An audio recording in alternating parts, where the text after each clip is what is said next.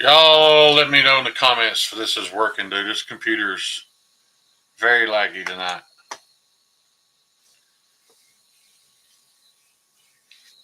Let's see. Let me find it on. It took me forever to get it to even turn on.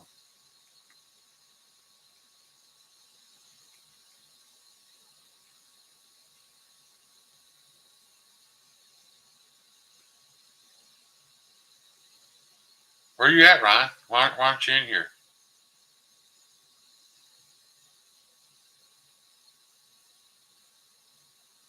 What's up, Papa Rhino?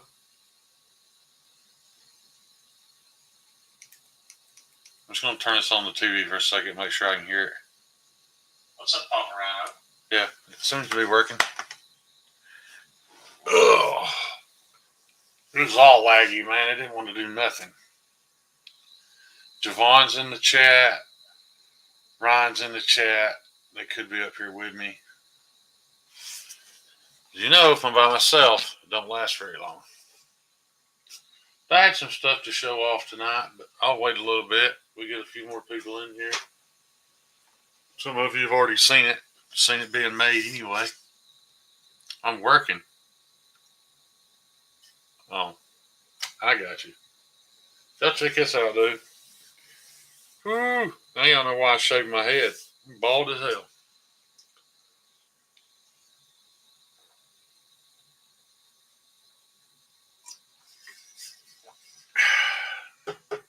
You ever notice with a stainless steel cup?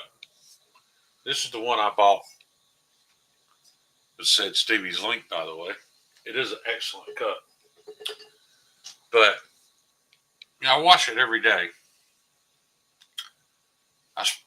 I got that Dawn aerosol thing. I squirt it in there, run it out with the brush. And I bet you I run 10 cups. I fill it 10 times full of hot water with the little sprayer attachment, to rinse the soap out of it. And that first glass of water always tastes a little soapy. What did I do to Molly? Uh, I, that's kind of an inside story, Bugsy. Apparently, she reached out to Honest Outlaw via email a long time ago. I don't know if they were interested, if she was trying to do like a collab or whatever, but I think she just mentioned, that they had a small channel or whatever, and they never got back to her. So you can imagine how Molly took that. Uh, she was not impressed, and uh, so yeah, I've been picking at her about Honest Outlaw ever since because it is one of my favorite channels. I go there for all my gun info, and once I realized it got under her skin, I've just been bombarding her with it. It's been a lot of fun. But yeah, Stevie, do you have that problem too? Right after you wash it, you probably throw yours in the dishwasher. But like I use and all I drink out of it's water. But I'll use my little scrubby brush, and man, I'll rinse and rinse and rinse and rinse, and it never fails that the next cup of ice cold water I put in it just has a mild soapy taste. It's like I can't get it all out on that first one. The next one won't, but that first one always does. And I don't remember it being like that on my last cup. The only difference I noticed is on the my Super Still Steve one. The inside of it is kind of polished, and the inside of that one's got a little texture. So I don't know if it's just holding on to a little bit of the soap residue a little better. But I kind of fluctuate back and forth. This was a joke, by the way. Charlie did this cup when she was learning how to do these prints. She did this as a joke. And when I saw it, I was like, I have to have that. So I think I'm the only person that bought a cup with nothing but Steve Clark's face all over it. This will help you lose weight, though, because if you eat your dinner and you use this, uh, every time you see his face, it nauseates you just a little bit, so you eat less food. Yeah, like I said, Steve, it's become an experiment for me, dude. Like, I literally just watched it about 15 minutes ago, and I turned it on hot water, and I had it, misting out the head. I let it fill up, dump it. I did it 10 times, and still that glass of water tasted a little soapy. Well, yeah, Drew, some flavors I can handle, some I can't.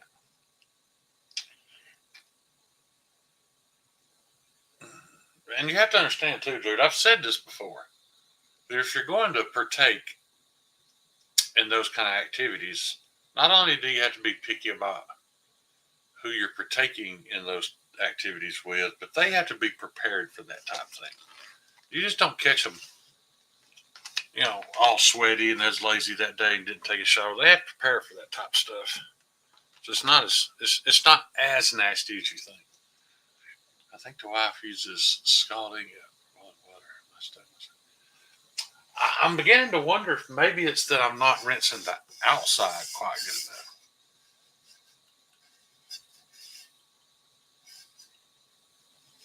I don't know.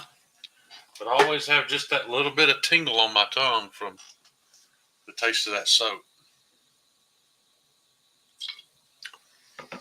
So I got some kitchen knives done this week.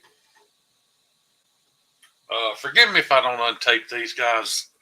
Y'all know what the blades look like, man. But kept having issues with knives getting to Kyle and having some scuffs on them. So after months and months of him cussing me, I started taping them up. But this one's Muir Salts.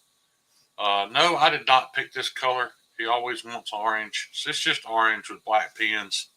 I don't know what his obsession with orange is. I hate that it's like that because it's hard to make it pretty. And I know it's hard to believe, but I did take a shower. Anytime I work with that epoxy, it gets on my fingers. I can't see it or feel it, but once it dries, it just instantly turns black. It'll wear off by tomorrow. But I don't know if you guys saw this, man. I ground the end of my finger off again. Pretty deep. Look, you see a flat spot. Never even felt it. Anyway, that was Muir Salts. This one I did for a local friend. It's the two-tone blue and black G10, and I wanted the layers to show. These grooves are very shallow. Apparently, I did them a little too deep on Papa Rhinos, and it made the handles too rough. But I was thinking for cleaning game, that extra traction would be nice, but Papa Rhino does not approve. And this is the translucent. These are not glow in the dark. These are just translucent pins. They're blue, but they're translucent. Yeah, I just did just a light texture to open up the patterns in that. It's still very comfortable. Not it's not aggressive at all, but it does give it a little texture. Makes it a little easier to hang on to. That one turned out pretty nice. I've already sharpened this one. I sharpened this one. It'll literally, I laid it on my forearm and just shaved a stripe clean. It'll shave hair. And then I've got these two are both Bama knife guys. Guys, I ordered these red shredded carbon fiber handle scales at the same time. I want you to look. One's way more black than it is red. I'm not complaining. I don't mind them being a little different. But same company, same product. But one's got a lot more black in it. One's got a lot more red in it. You'd be shocked how rare these gray G10 pins are. But I found them. Stevie, I stole that. All chef's knives. It's all already been done. That's the K-tip. That's a Santoku. It's a classic Japanese chef's knife. The Santokus I do at 10 inches. The K-tips are about 11 3/4. They're just shy of 12 inches. Gosh, it looks, maybe it's not shy of 12 inches. Yeah, that's easily 2 inches longer. This is the Santoku is a little more manageable. In all honesty, this next batch, all I'm doing are Santokus. I'm done with the K-tips for now. They're still available. I mean, if you want one, I'll make you one. I'm just not making any and then trying to sell them again. They all sold out. Would have sold more, but I ruined one.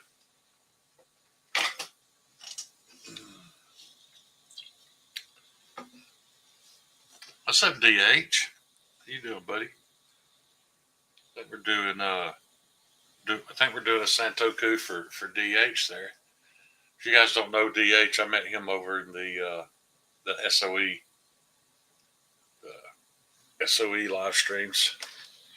But my books for custom orders are closed right now. I got some batch work I've got to do. Got like four or five batches ahead of me lined up. And the only thing I'm going to do in downtime, there's always downtime in the process. I'm going to do the five. Yeah, I've got 5 Sentokus I'm going to do in the midst of that. And then I've got some Pro Cut Heathens that I don't have any orders for. But I love the Heathen. I'm going to continue to make it. So I'm going to work on those, because that's the kind of thing I can do. Like, when I'm heat treating a batch of knives, I can be grinding those, stuff like that. So, Attack of the Killer Cheeto. Oh, Cheat Matos. What's up, Cheeto? Here's Mr. Fed Harrison. Good evening, Fed. How are you, sir? Crewware is the best. I don't know if Crewware is the best, but man, I like it a lot. It's right up there, though. It's definitely arguable. I did have some Crewware, one piece of Crewware. I was actually about ready to ship it out, and noticed, and it may be my fault. This was a knife I made for Iggy in Crewware, and I did acid wash it a little longer than I typically do because I wanted it dark. And even after the acid wash, about a week later, I noticed it's not rust, but it has a rusty film in spots. So I didn't ship it. I'm going to clean that up and oil it. I threw all that crap in the hole today. You threw what crap in the hole today?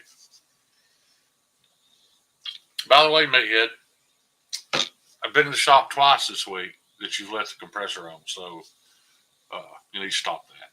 You're going to burn the compressor up. I don't think you left it on today.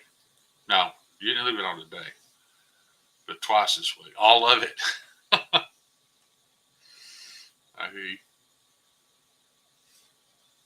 Well, I guess knife making's over, guys. Meathead threw everything in the hole. No, I didn't either. I promise you. Because trust me, as much as you bitched at me about it, when I catch you doing it, I know it. I offer them in 2 different steels. I can either make them in Nitro V. I'm sorry, 14C. Of course, 14C, Nitro V, AB, it's all the same thing, really. But either in 14C or Magna Cut. There's a huge price difference in the two. But, and I do plan to upgrade that to the Nitro X7 when it comes out. But it's not available yet. So they're 14C right now. And 14C of Magna Cut. So, of course, the Magna Cut being the better of the two.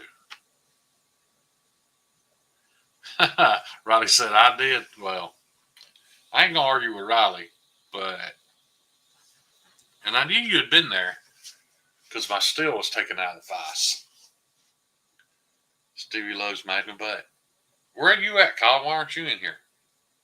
I sent 3 of y'all. Yeah, the Nitro X7 is the upgrade for Nitro V. People are calling it Nitro V's final form. Steve Clary. I was actually at Blade Show when that steel rep came up, was talking to Steve, and he sent him a whole sheet of it just to try out.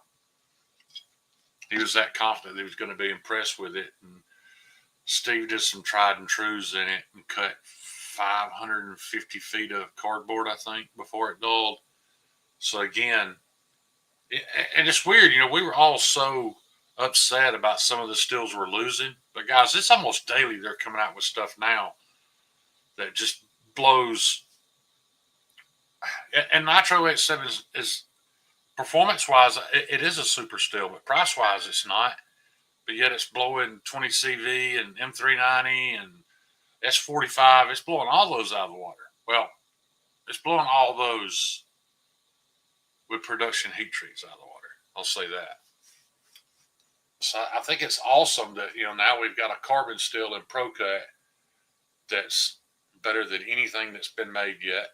This Nitro X7 is going to be a ingot stainless for a decent price, a fairly affordable price. It's not going to be much more than Nitro V, actually. But, as a super performer. So it's really exciting what's coming up. And the bad thing is with your production companies, 3 years from now, people are going to ask, man, why are they still using Nitro V? Why are they still using this? Why are they still using that? Why is Top still using 1095? It's because they have 20 tons of it in the warehouse. So you're going to be stuck, if you're loyal to those brands, buying those steels that were obsolete years ago because they have metric tonnage of it. Is that worth it to you? I exploded 2 nail guns yesterday. Had to use the vise. Metal's on the table. Yeah. I was kidding me.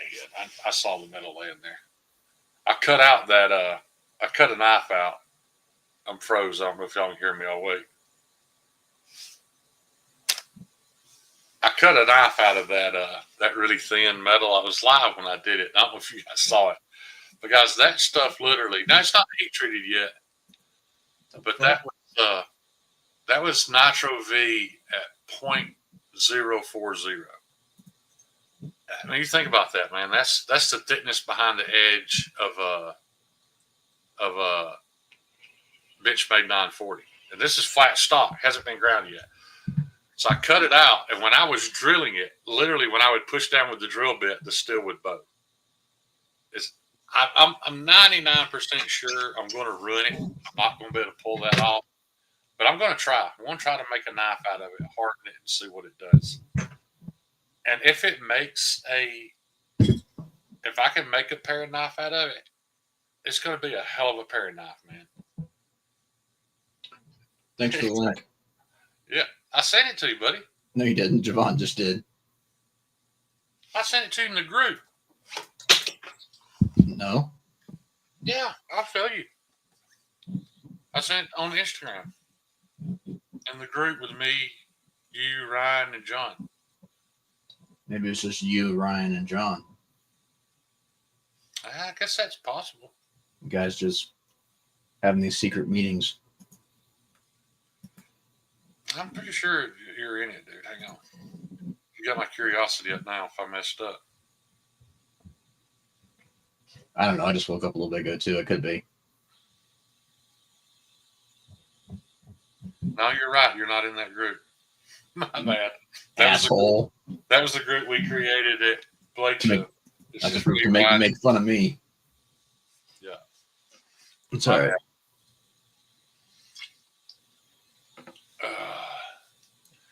Yeah, I'm really curious to see if I can pull that off. I have no confidence that I can, and I'm not going to be upset if I ruin it.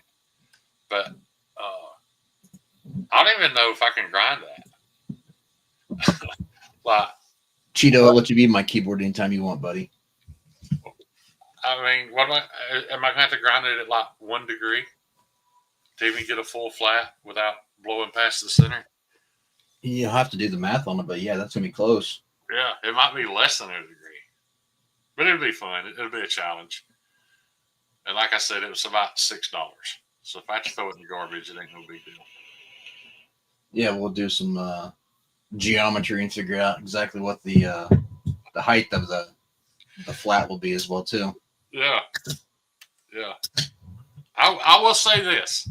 If I can pull it off, if I can get it hardened without it turn it into a cup or a coffee cup handle and get it ground, I don't think there'll be anything out there that can claim that it's slicier than that. The only thing that might hurt it a little bit is it's only an inch tall. Had I left it the full 2 inches and got a full flat grind, it's only you only got an inch tall. Yeah, it was 2 inches and I split it. Okay. Then if I had left it 2 inches and pulled that off, it would literally just be like it would literally be a razor blade, blown up, times 4. I picked my teeth for one when I took it out of the vise. I still don't know if they didn't give it to me. They charged me for it. So I don't know if, like, scrolling through, I accidentally hit add to cart on that piece. It's got to be like $5. I think it was $6.40 for a 12-inch stick, 2 inches wide. It was very little money. But my question is, who buys it? What's its intended use? And I am thinking about, so when I quench it, I'm going to clamp the shit out of it, and I think I'm going to have my little,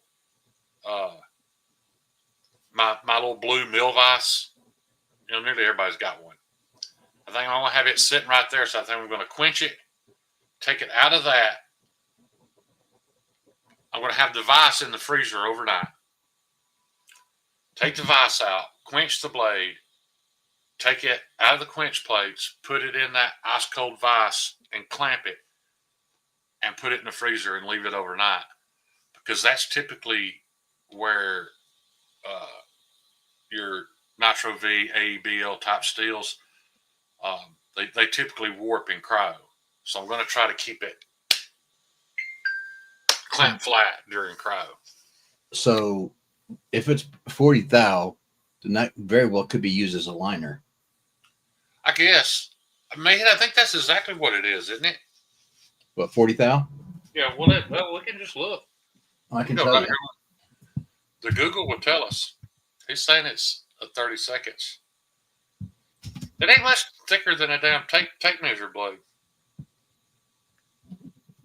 I'm trying to do the math. So, because a 16th is 0.06, so it'd be 0.03. Yeah, a 32nd is just slightly thicker.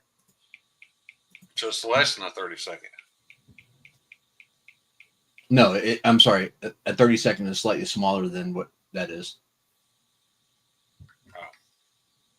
Because an eighth is 0.125, so half of that is 0.0675. All right. I'm sorry.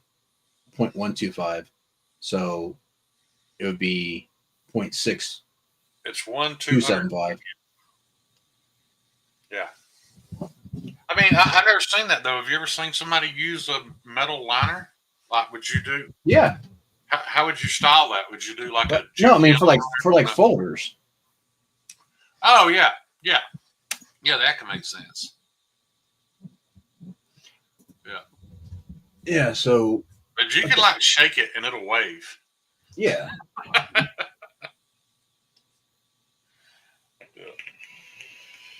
So, I think that would be. Y'all are never going to hear the end of it if I pull it off.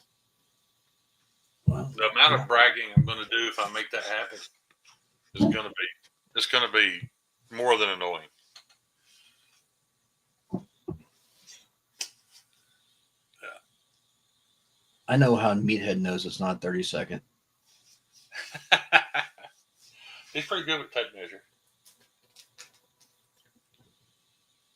What's up, Crispy? What's up, everybody? Sorry, I didn't say hello to everyone individually. I was trying to get. Oh, I wanted to make an announcement tonight, Kyle, and I'm glad you're here. I'm going to get other people to share this. We're going to do another fundraiser.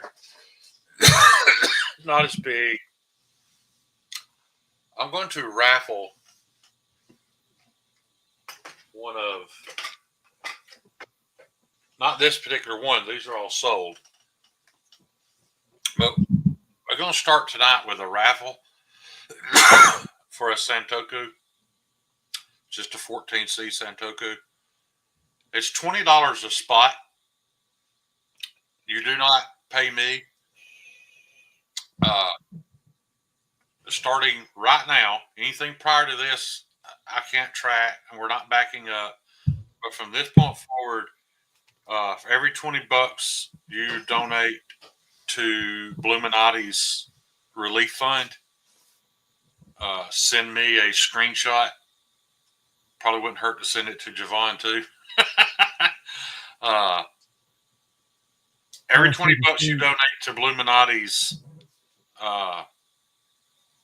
relief fund will get you in a drawing to win a 10-inch Santoku kitchen knife. I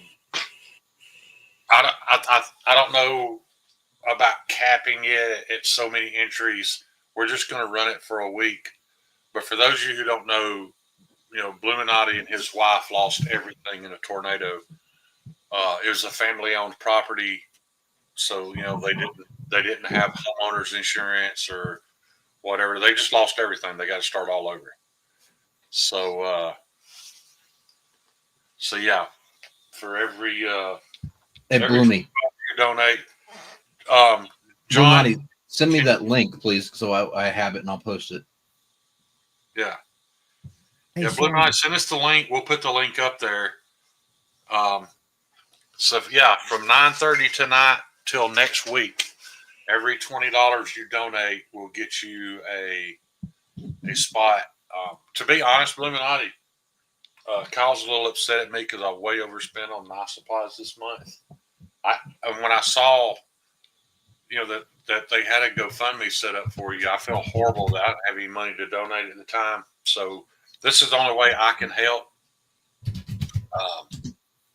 So yeah, Meathead, I'll get with you on the GoFundMe and how to donate to it. There's $100 right there, guys. I can't imagine. I think Bluminati's about my age. I'm not sure if he's older or younger, but I think we're pretty close. And I couldn't imagine starting over right now with nothing. I think luckily they still have the land. I don't know what their plans are as far as if they're going to put a mobile home on it or what. But all that costs money, man. I just posted that, but I can't pin it. So if you can pin that, that'd be great. I don't know if I know how, Kyle.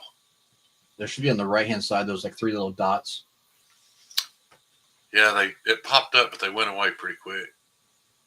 All right, there it is. No, it says delete comment, put user in timeout, or ban user and delete comments. That's the only options I got. I don't know how to do that. But I'm gonna need you guys' help, Stevie. All y'all know I can't create these posts. I was gonna ask Kyle if he'll send me those, text him or Instagram them on his free time. I'll promote those in the lives and post them on streams and on posts. Go ahead. I didn't mean to interrupt you. Go ahead. You've got me so claustrophobic in this weird setting you've got. It's already sent, John.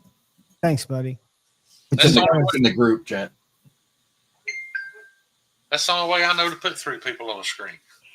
If you click solo, it'll pop us out like in 3 little. Yes, thank you. Better. Oh God, I can breathe. Yeah, I felt like I was in a closet, dude. I mean, I've got weird psychological issues, and that was hardcore. No, you do? I almost just bailed out. I almost gave you one of these. The link is right there, Kyle. I had it highlighted, I thought. Yeah. There's the link right there. Once you donate, screenshot your receipt, send it to me on IG, and we will keep track of all those, put it in a drawing, and next week we will. And the only reason I'm only running it for a week, guys, because I'm not claiming that knife's worth thousands of dollars. So I want to make it, worth entering. But I'm going to cap it at a week so that there's not to increase your chances of winning it. And man, Bluminati's, he's an OG member of the community. Yeah. Yeah, here we go. I'm 45. The plan was to clear the old house and purchase a new tiny home in this place. Now my brother-in-law has decided we need to negotiate terms to put a house. Yeah, man, that's all you need. You know, in the middle of all this, trying to figure out how to put a roof back over your head, having any kind of drama to go along with it is just going to make it worse. But Did you just not take Javon off, not put him back on? See no, back. He hopped off, and I think he wanted back on, but he couldn't put himself back on. did I take you off? You kicked me out, man. No, I told you what would have happened. That's how close I was to just bailing. In that John, little did you say box you had his me. comment? Yeah, I did. I appreciate you, buddy. Hey, y'all give me a hard time. I should have filmed it. I'm a small motor engine mechanic. If you've got a small engine, you're within 30 miles of Huntsville, I will travel and fix it. It'll cost you a couple $100. Yeah, they couldn't buy a new one for that, huh? Well, less than that. Probably. Well, what's your sentimental value on that mower?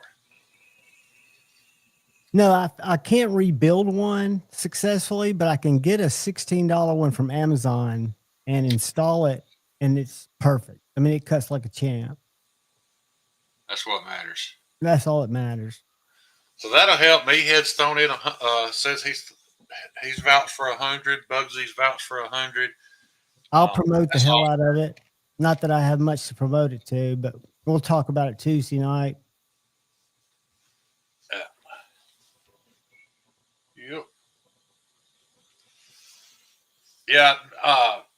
Blooming, I don't know if you saw Meathead's message there, but at one point I was, and still I'm thinking about it, but was thinking about selling our house when we're done, buying a piece of property, and I was going to buy, one of those little prefab outbuildings and finish it to make a tiny home. And Meathead told me that, was telling me, he's like, man, we can build it so much cheaper. So, if you need any advice on that, man, reach out to him. Meathead's like the boss of the Amish. He can just raise a house in a day. Yeah. Look how thin that is. She's thin. And she's tall. Mm-hmm. I'm excited about those. I got This is a great little knife. So well made. I'm proud of it. It cut zip ties today. That's Is that one the pre-thumb indent? It's got the indent. This is one that he modified. Can you see it there? I know my lighting's shitty. Yeah, where that indention is now, it used to actually kind of be a hump. Yeah. So the thickness between the spine and that finger guard, or whatever you want to call it, that hump before the choil, it just looked too beefy in there. This is one of many. Shane made it better. I mean, this might as well be. I mean, this is a great knife. Yeah. Shane thinks, and he's right, the way that Scott at Aries puts a lanyard on it, it would be great if you like lanyards. I'm weird. I'm what you call abnormal, and I don't like the way lanyards feel on my skin. But it would feel, I've got a 3.5-inch hand, and it fits my hand perfectly. A lanyard would make it probably better, and it would make it easier. For my big hands, I need to show off the sheet. For my big hands, John, the lanyard would just be convenient because I can reach down and hook the lanyard in my finger and pop it out of the sheath with the lanyard. I don't necessarily need that's what would make it better for pulling it out. But for me, it comes out. It comes out fine because I carry it in my back pocket. Yeah. So that's a 3-finger knife for me. Just like that in my back pocket. So when I go to take it out, I don't need, so I could see how it would make it easier with a lanyard, but for me, it's just minimalistic. It's just a great cut anything open. Yeah, it's 3.5 for me. So that's why I'm not a big fan of lanyards, but on something this small, that would be beneficial just to have to grab that pinky to hold on to. And know this, guys, in this first batch, you'll see a couple. There are some differences in each one, some minor differences, because we were still trying to iron out exactly what we want. Like a couple of them lanyard holes at all. Moving forward, they will all have a lanyard hole. There's a couple of them right now that don't have a sharpening choil. I'm going to change that. So, there's small things. If you held them side by side, there's some small variations that you'll There's notice. one without a lanyard hole. Yeah. Here's one without a sharpening choil, and I've I sharpened know it. there's at least one with a sharpening choil because I thought I cut the choil a little too close to the plunge. It's almost like a little needle point. I don't have one. Out. The ones I've got don't. Yeah. That's the easiest way, and I don't know anything about making knives, but the easiest way I've seen them dealt with is just with the drill bit. Yeah. And it's the way Jason does them, just with the little drill. I don't know how effective it is. Kyle would know better than me because he sharpens a lot more. But that's what I'm after. Because this is very easy for me to use on a fixed angle system. I don't have a problem at all with that, with getting the whole blade. Now, granted, I'm not a good sharpener, but yeah, Bugsy, get with me. We'll handle it, man. The only issue I have with it maintenance wise is I've got to keep the tape clean off of it, because if you're using it a lot on cardboard, especially if it's got tape, since it's so tall, it tends to gum up. So I've just got to have something that I can wipe it with. I've ran into that before too, Bugsy. I don't know how many GoFundMe's that I've tried to give to and get there, and I just can't make it work. So yeah, get with me, and I'll get money forwarded to the GoFundMe and track your entries. That's very kind, but yeah, man. And my situation might be different in a week or so. I've got some knives to collect on, but right now I couldn't give anything, so I thought, take care, Ryan. Best way I can help. Those handles look beautiful, by the way, Shane. I appreciate it. I'm sure Kyle will touch them and rub them a little bit when he gets them, because he can always see a little more than I can. The only one I'm just not happy with, and there's nothing wrong with it. I mean, I did a good job on it, but man, that's just Bluminati's is just so boring and orange. Everybody's got different things that they find. I know, but he always tells me orange G10 and then puts a laughy face. It's almost like a sarcastic joke with him. I think he enjoys the fact. Hey, Josh Branson, that he knows I can't do anything with it. Yeah, you need to tell him if he's looking for hashtag maker's choice, he needs to be more specific, because you're very literal when it comes to things like that. If he said maker's choice, you could be much more creative with it. Yeah. I was really happy with how these turned out. Like I said, it's just that gorgeous. blue and white layer G10. And these look deep on film, but man, I'm telling you, that's what they remind me of, and that's a compliment. They're fairly shallow, but I was really happy, really excited about these pins. And as long as you've got a light source, they are really cool. But if you're not looking at a light through the pins, you can't tell they're translucent. But that's pretty cool. And they're tough, man. I've tried to break them. You can't. Well, I mean, if it's long enough, you can break it. But in that short a piece, they won't snap. But that's what she just said. in the right light, they'll catch the light. And you can see them kind of glow because they're translucent. But all the ones I've got right now are sold. But like I said, there's 5 more. Well, there's 4 more coming, because one of them's going to go to the winner for the orange fat carbon. Bugs, I have to look. I've got a fat carbon, not fat carbon. I've got I can get fat carbon. It's just it gets so expensive that it's hard to justify the price. I've got a relatively good price on shred carbon fiber right now. Are those just different manufacturers?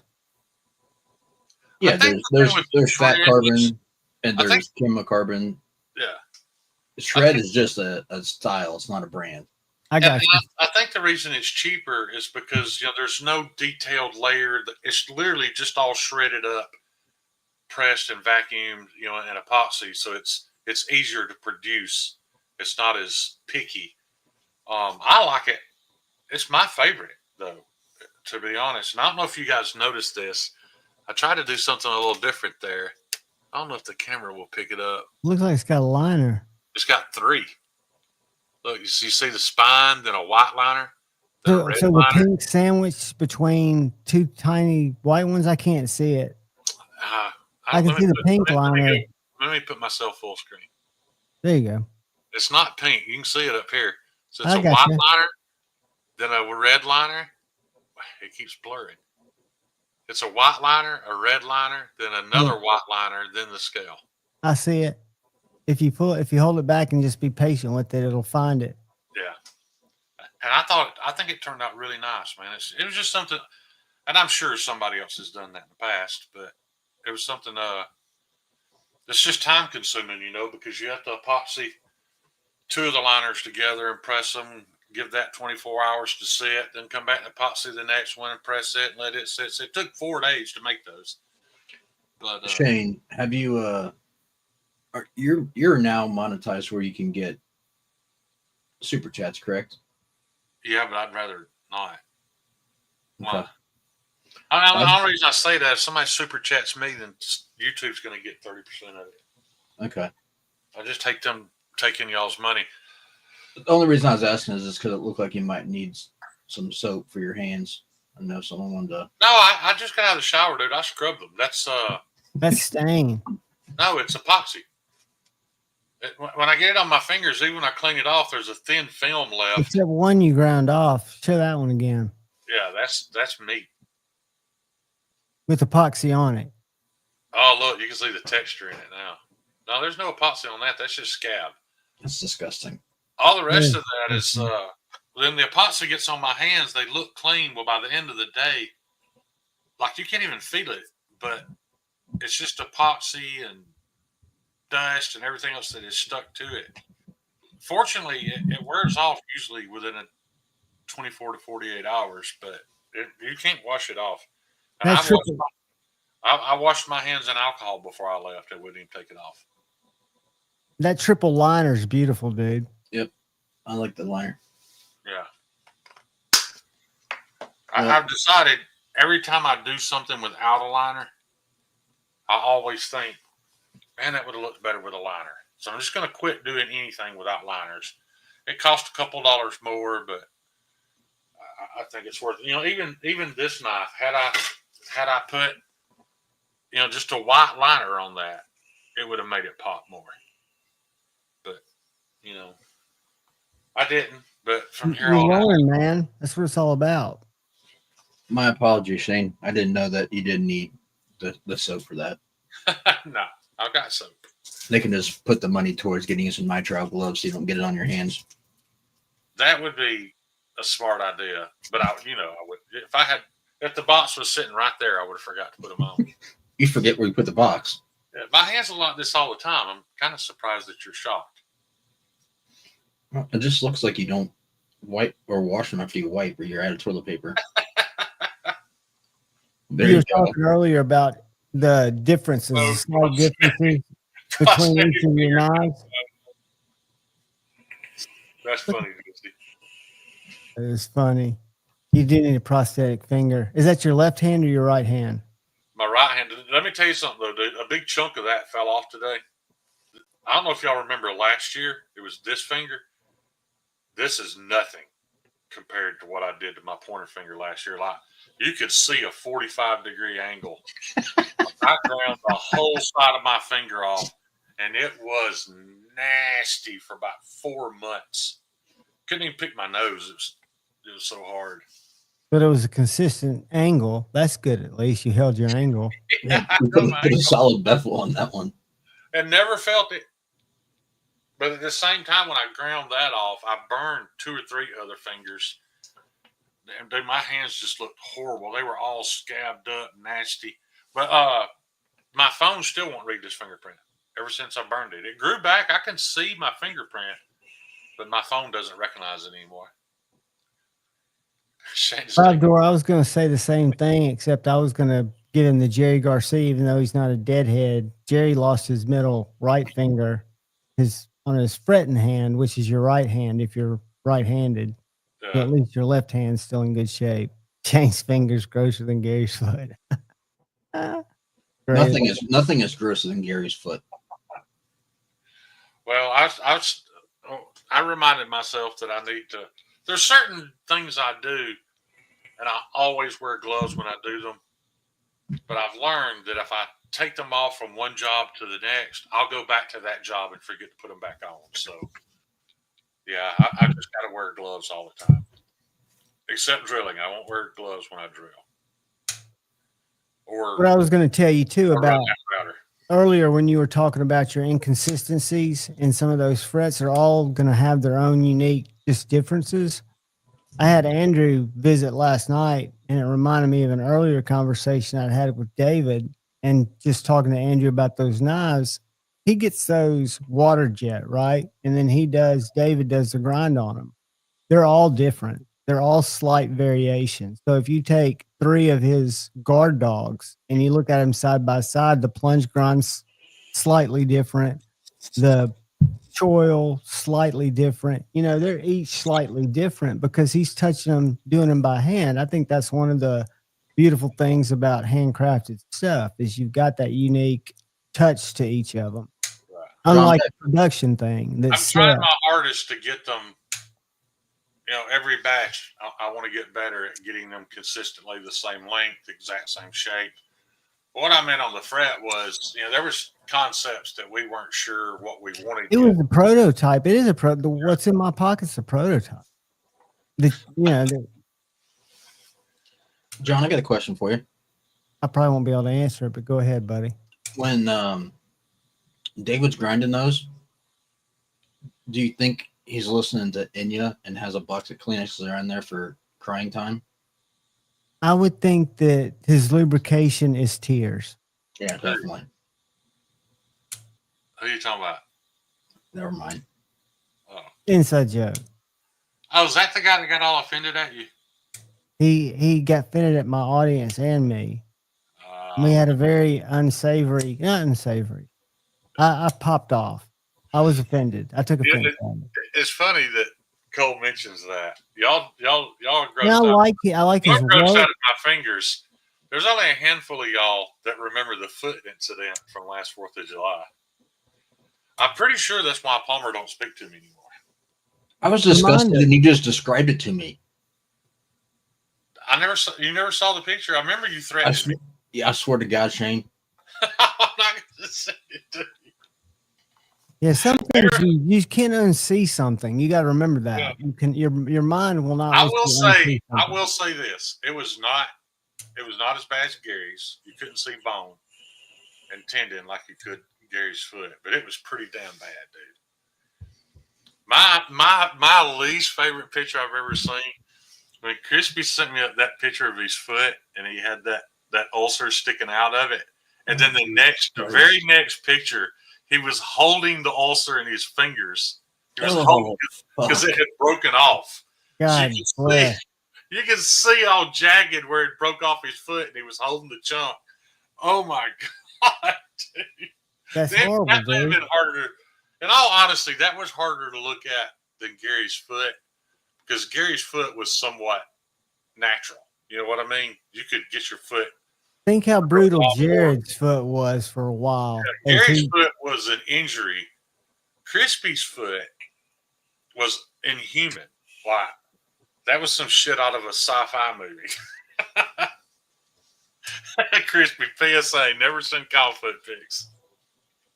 Yeah. Crispy and I was sitting there scrolling, gagging like, but I couldn't stop looking.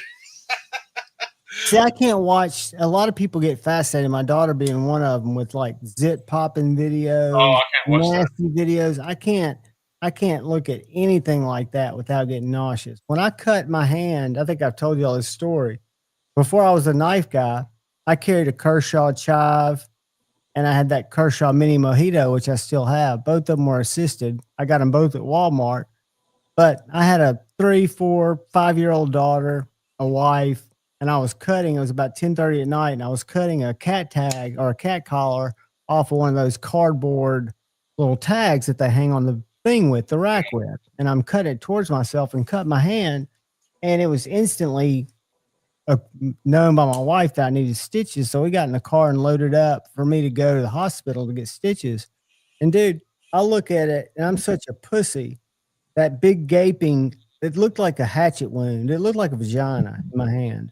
And I started throwing up out the window. My daughter's in the back seat with her window up, but she's like, poor dad. You know, she's still traumatized about her dad being such a puss that the sight of his own hand meat made him physically ill to where I was white, I was pale, I was like about to pass out. It was horrible. I'd never make it as a doctor. For those of you who didn't get to see the crispy picture, just imagine this. Take the cap off of your Mountain Dew, tape it to the bottom of your foot, and imagine walking around like that. Oh, Because God. that's about the size it was. That's like stepping on Lego. It was actually may have been a little taller. A decent amount taller. Stevie, I'm a huge nana puss, but I can pull a carburetor on from Walmart. Hang on a second. I can't highlight comments. Shit. Did we just learn something? That Neil McKenzie works in retail with that personality? He's got to be like the salesperson of the year. You want to buy this? Okay. Just stare at you. I thought he sells sewing machines. Just looks at you until you buy something or leave awkwardly. Maddie, no. If you even typed the words "I don't remember," then you didn't see it. The picture of him holding that thing when it fell off was it. It was one of jagged. the worst things to It was ever jagged. exist. It was kind of like a picture like this, and it was. It was taller than that. Correct me if I'm wrong, Crispy. It was taller than a bottle cap, was it not? How did you walk around before it fell off? That's what I want to know. Like, I couldn't have stood up. You suck it up and go, man. Neil runs a Warcraft Records. That is true. That's perfect, dude. He sells the little pewter figurines for guys that play D&D. By the That's not way, making fun of Neil. He's just got a very dry personality. Shane, by the way, I talked to Drizzy this morning. All good. Okay. Drew, This is a nice design on a very economical knife. Now they make an expensive one. This one, Amazon can't get their listing right, so I can't make a video of it. It's called the Kaiser Mini Bulldog, I think. But just the shape of the blade and the way it fits in your hand, it's just a good EDC knife. And I forget who the designer is. I'm doing a horrible service. It's designed by.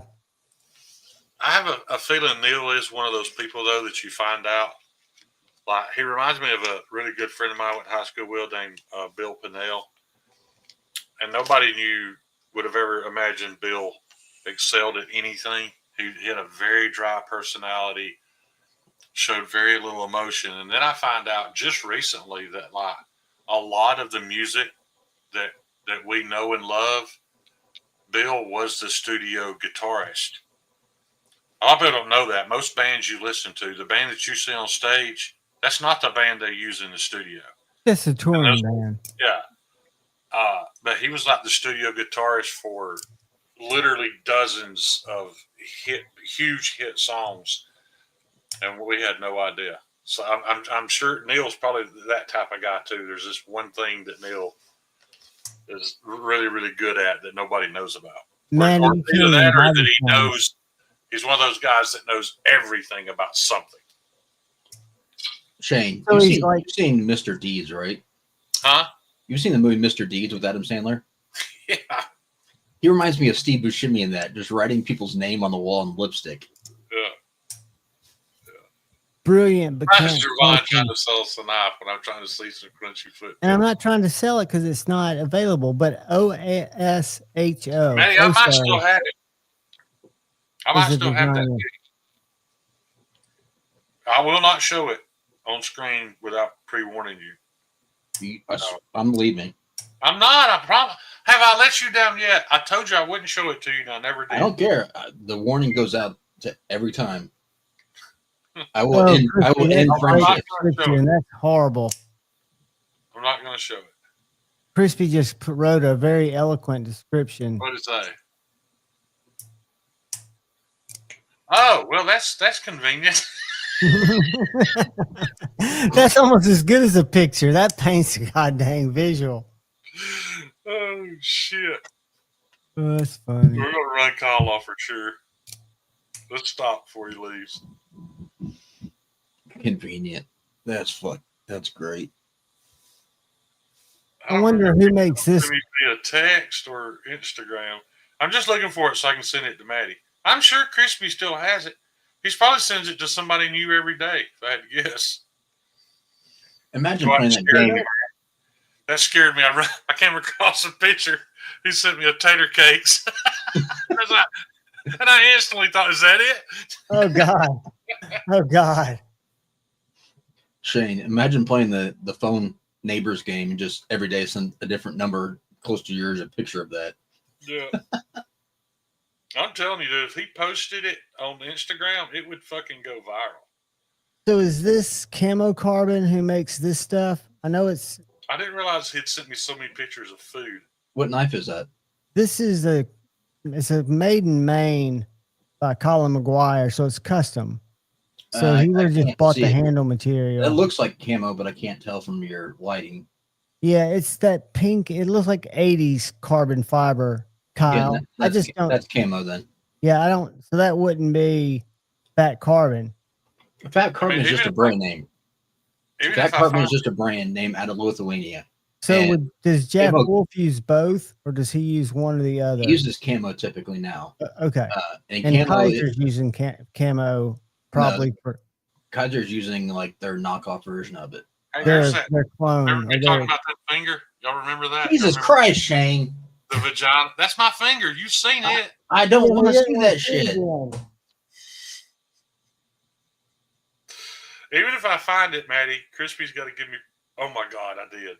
Crispy's got to give me permission to send it because it was a private conversation. He did a custom one of these on his Instagram. That's a shorty. It comes to about right here, and it's just the handle's the same size, which I would guess is probably 4-inch handle.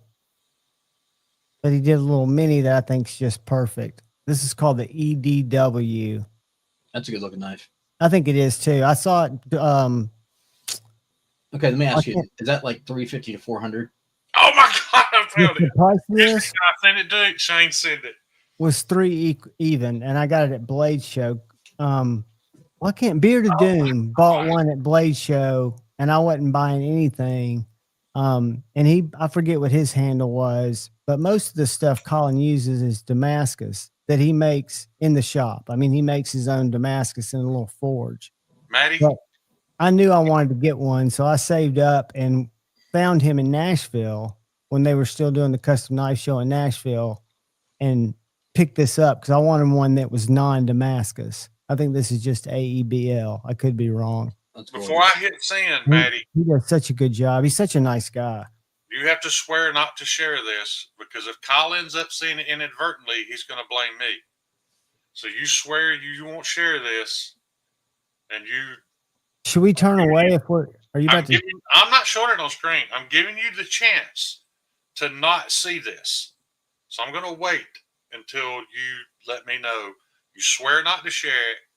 I think that's a big YSS. You will not hold it against me that I sent it to you. That was 1 minute ago. I think Maddie's all about it. Masochist. Oh my God. I can't believe you saved it. I didn't. He just sent it to me.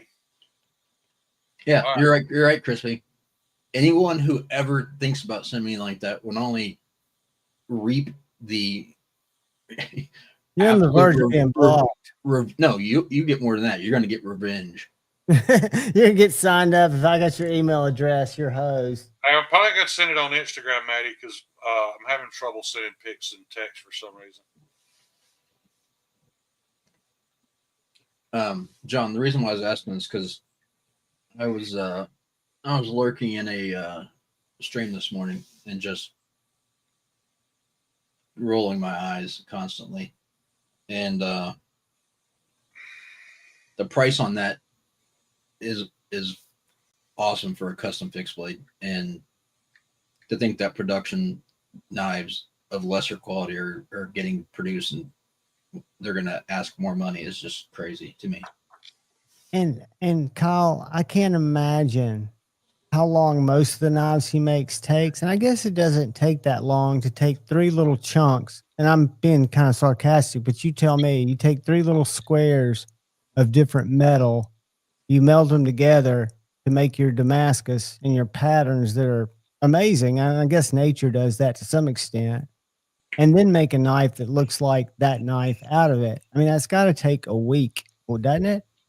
Depends on what tools you have, but yeah, it'll take you hours and hours just to form the billet. Yeah, he's in a garage. If you look at his Instagram Right. page, I mean, he's basically. I mean, you can bang out a billet and heat treat it in a day, but it just depends on how intricate you're getting. Is it as I'm not a simple if you're 40X. like a cook is boiling something down from solid to liquid? I mean, is that basically what you're doing when you're smelting? If that's the So right you're word? basically taking the pieces, putting them in layers, so that way there's a pattern, and then you'll actually heat it and then press it together so it forges and the metals form together and blend, and then you're going to cut it up again, re-weld it together, go through that process again and do that a couple times to create that pattern that you want. So you're laying three solids together. It can be it can be a lot more than that. I mean, it's like layers, so it could be like 15, then 20, then a whatever something else you want to do, then 1095. It could be 20 layers wide this way, and then just welded together as a block, and then heated and forged together. So it can be multiple layers. It doesn't have to be just one or two. I need to watch Forged in Fire. I mean, I've literally There's other videos to watch that are better than that. I wouldn't watch Forged in Fire. Well, I need to learn how. Shane, let me share. Forged in Fire is good for entertainment, but the fact that they make those guys make knives out of fucking taco trucks sometimes. Well, they don't let them do it out of just the best stuff. It's not. It can be misleading. It's entertaining. I watch it because it's entertaining, but it's not something you want to watch to learn about forging Damascus. Well, that's what I want to. Because here's like that's Forged in Fire is like watching Amazing Race and saying that you're a travel expert. Yeah. Shane, share that screen for 1 second for me to ask a question. I'm sorry, guys. My whole world's kind of rocked after seeing that picture again. Yeah, I can't believe you put yourself through that. So is that Drinkwater? Is that where the fire happens, where you're melting your shit? I guess, right? This is Colin's shop. Yeah, that's his kiln. Yeah, so that when you say his kiln, that's not where he heats treats. That's where he melts metal, right? It does both, probably. Yeah, that's where he does everything. With carbon steels, you don't need an oven. You just need to bring it. He's making Damascus where it's not magnetic anymore. There's a huge difference between carbon steels and high alloy steels. That's 80 CRV2 and 15 N20 that we talked about Friday night. Right. Which is already obsolete. The fact, but I get it. Even if he made that knife a month ago, he was up to date. But now, if he made that out of 80 CRV2 and Pop's Pro Cut, it would cut probably 5 to 6 times longer than it cuts now. Well, this one's 1084 and 15 N20. Now, and truth, Shane, I don't know what he determines it from, but I don't think these are made as much to be cutters. And I was surprised that these scales are desirable. And you really literally can sharpen that on a rock because it's so soft. There's no vanadium carbides in it. And some people want that. Some people want something they can just sharpen on the bottom of their coffee cup and continue about their day. I'm not one of those people. I appreciate that. I have the ultimate levels of respect for what those guys do.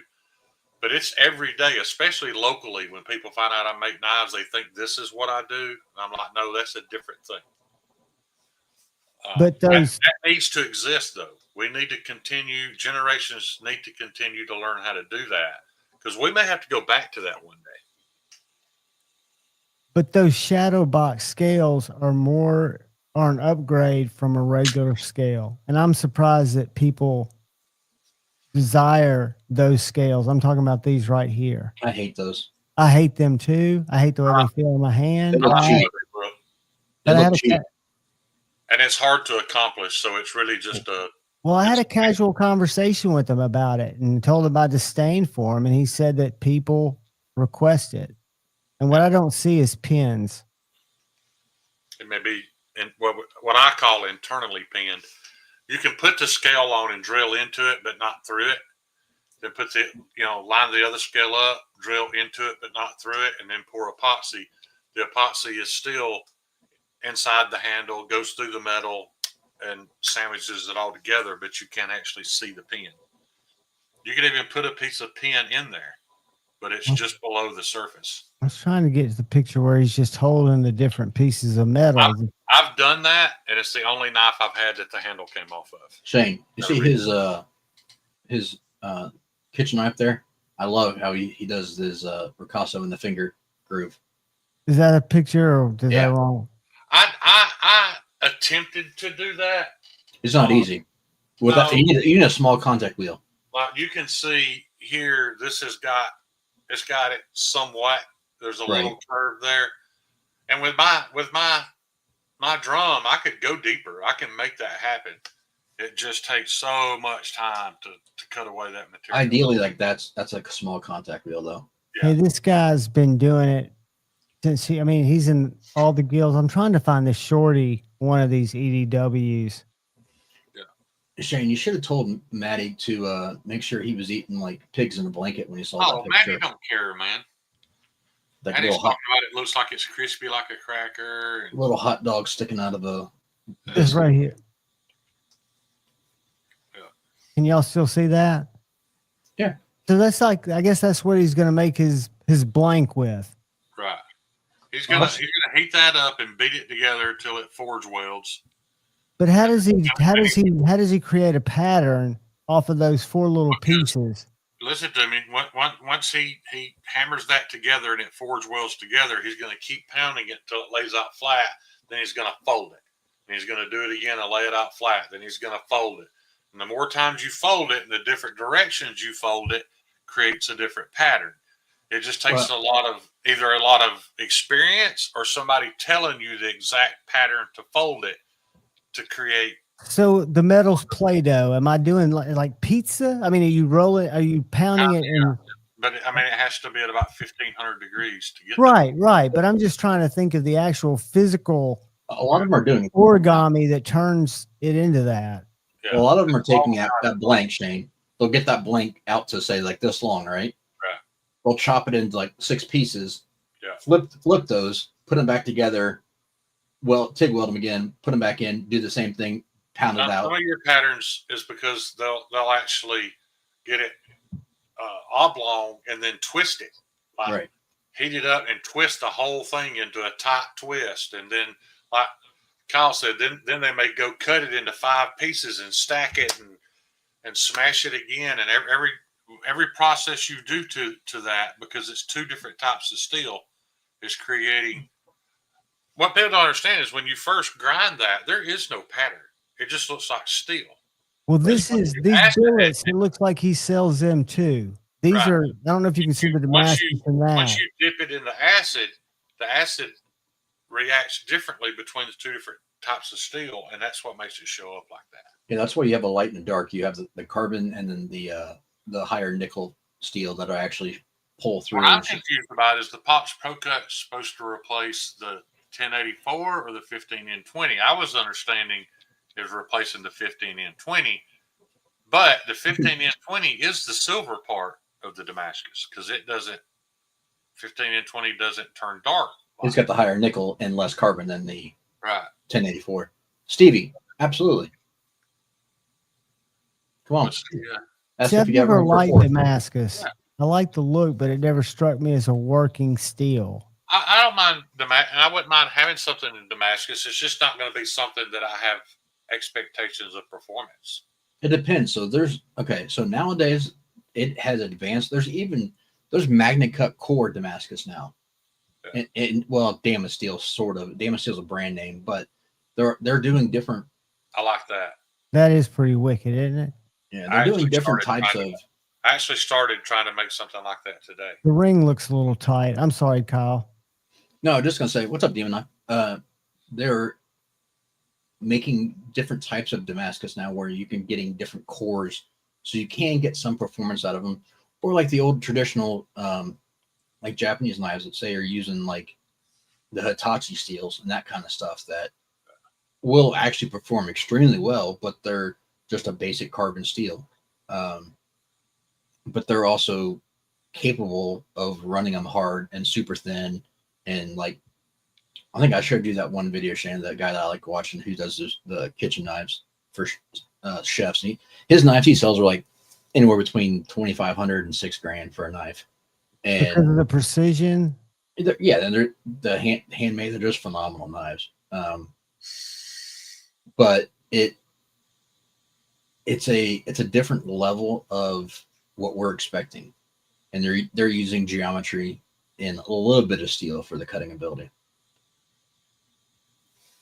So, I think just about every maker got their foot in the door, and when they first started making knives, did something through Brad Weiss at Alabama Damascus.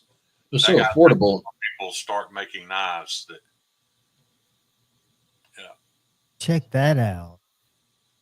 I didn't There's know. a guy local right now that's been making and selling knives around here for 30 years, and everything he's ever made is a blank he got from Alabama Damascus, already shaped, already heat treated, already drilled.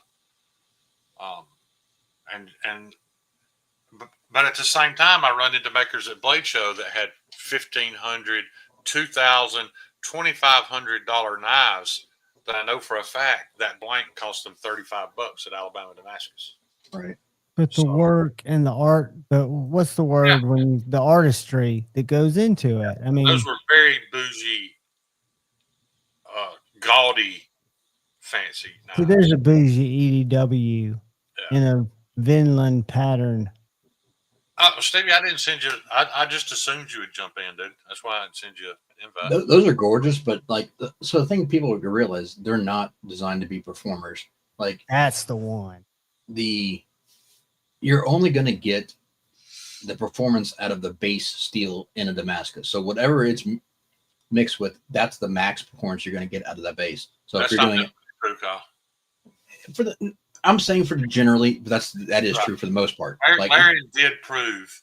Yeah, there are exceptions, but I'm saying there is a performance increase.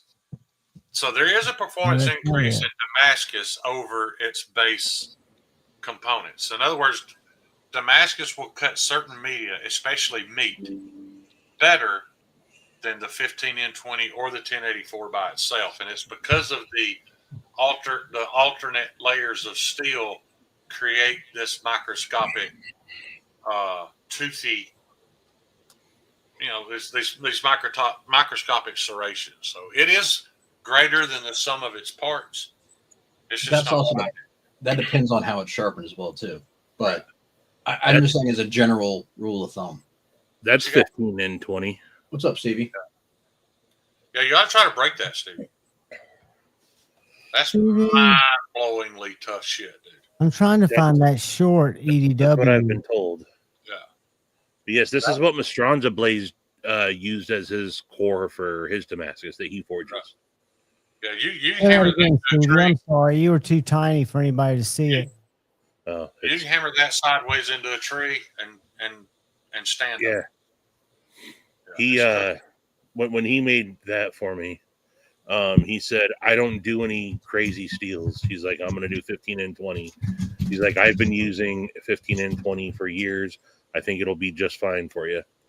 I didn't care. So well, that was the tool steel that Andrew Kidd had David use on his last series of Lucky Dog knives for the either AEBL or that 15N. And I'd never heard of it before. We talked about it. It has little to no abrasion resistance, so it is really easy to dull. But it's also really yeah. It like I have to touch this up quite often. Same with I have a Nakiri that he made me. That I take to a ceramic rod all the time. Now, if I were going to build an 18-inch like the knife that I made Stevie, something, end of the world, that if it breaks, I'm fucked. I'll be right back. I would give up all this super steel shit that I've been using, and I would make myself something out of 15 and 20. That way I know it's never going to break. I'll always be able to touch it up and use it forever and ever. But that's not the world I live in, so that's not what I It have. goes back to making the use fit the tool. What is a ideal game That's plan? Ooh, That's in 15 and 20 also. So Yeah. a patina is like crazy, and I don't take care of this nearly as much as I should, but it don't It's rust. weird with patinas, but it's still almost reflective. Right. Yeah. Yeah. Yeah, and it patina is like crazy, but it don't rust. Right. This is a knife that the entire family uses, so it doesn't.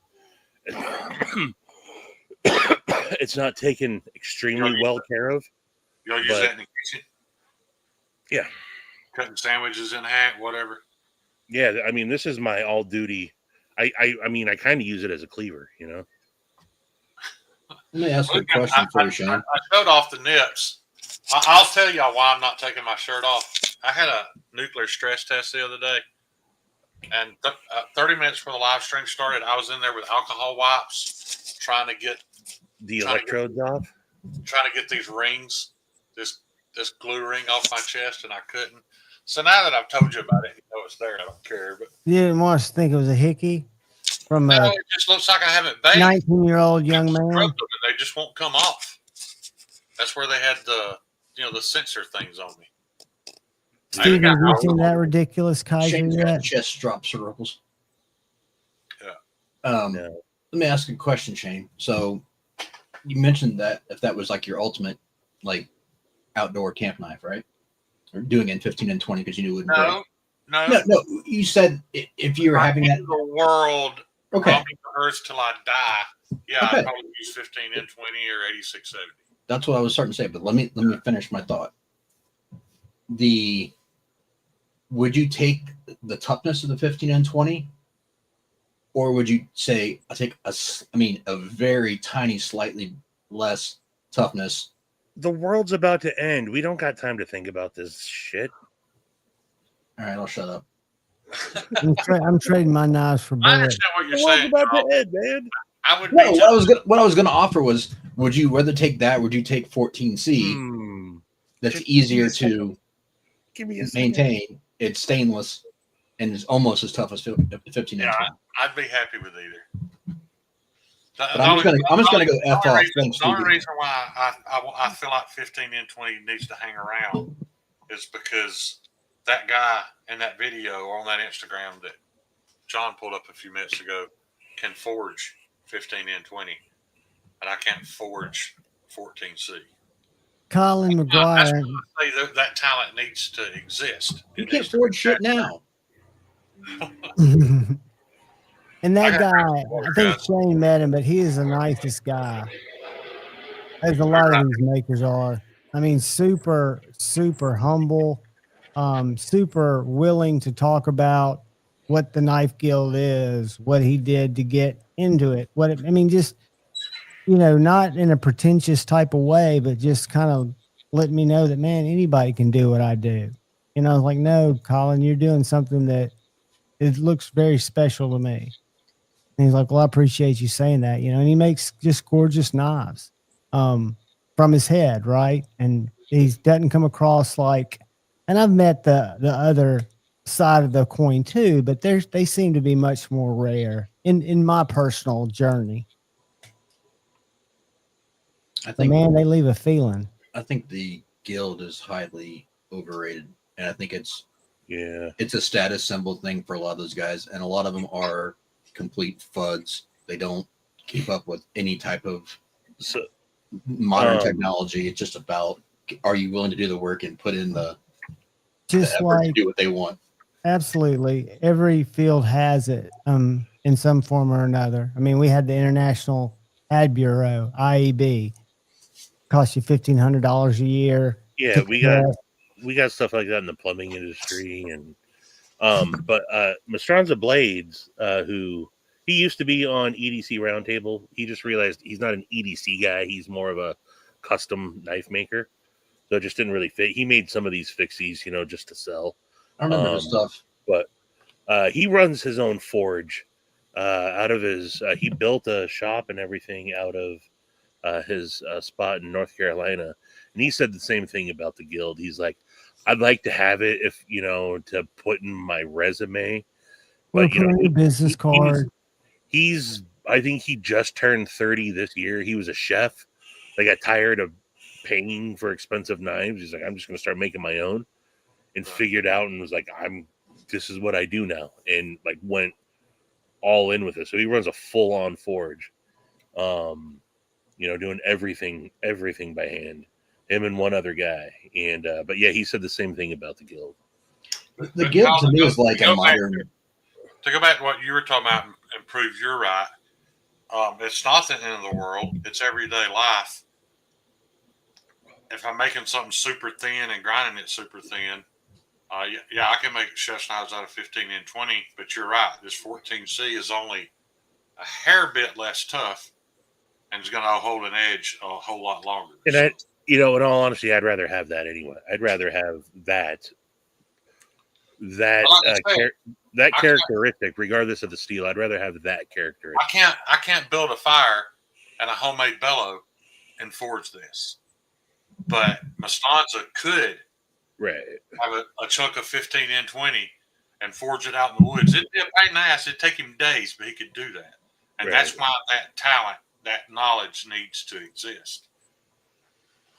That goes back to what after you talked to Jacob that night from a Very Good Knife Company, and I was asking him, just a couple of questions, and he goes, man, if he ever has a question, he goes, part of my job is learning how to do this over the last 10 years with my dad, is if I don't pass that knowledge on to anybody that shows an interest in wanting to recreate what I do, I'm doing a disservice, because when I die, all that education dies. So I'm always open for somebody who's wanting to learn. I'm always open to share the mistakes that I've made, so they don't make those mistakes. And I see a lot of that in the community, which I think is awesome. That they take it almost as as we're passing down a craft. Yeah, my opinion on that whole guild thing too is you can be the best knife maker in your state, and if they don't like you, you have an opinion that they don't agree with, right? you're not going to be part of the guild. Right. It's also kind of like a modern day. Go ahead. Sorry. It's a cool kids club. Yeah. It's a good old boys. It's not a cool kids club. It's the good old boys club. Debut time. It's not showing what you know or what you're capable of. It's like a modern college degree. Unless it's a specialized field, it doesn't matter. Right. And for that scenario, you're not learning anything that you can't learn on your own, and you're not gaining anything that you're being part of a group that is kind of like I said, they're kind of stuck in their ways. They're kind of funny. They don't want to follow trends. They don't want to learn anything or progress. It's just, can you do these old fashioned ways of doing things? I'm kind of glad though, Kyle.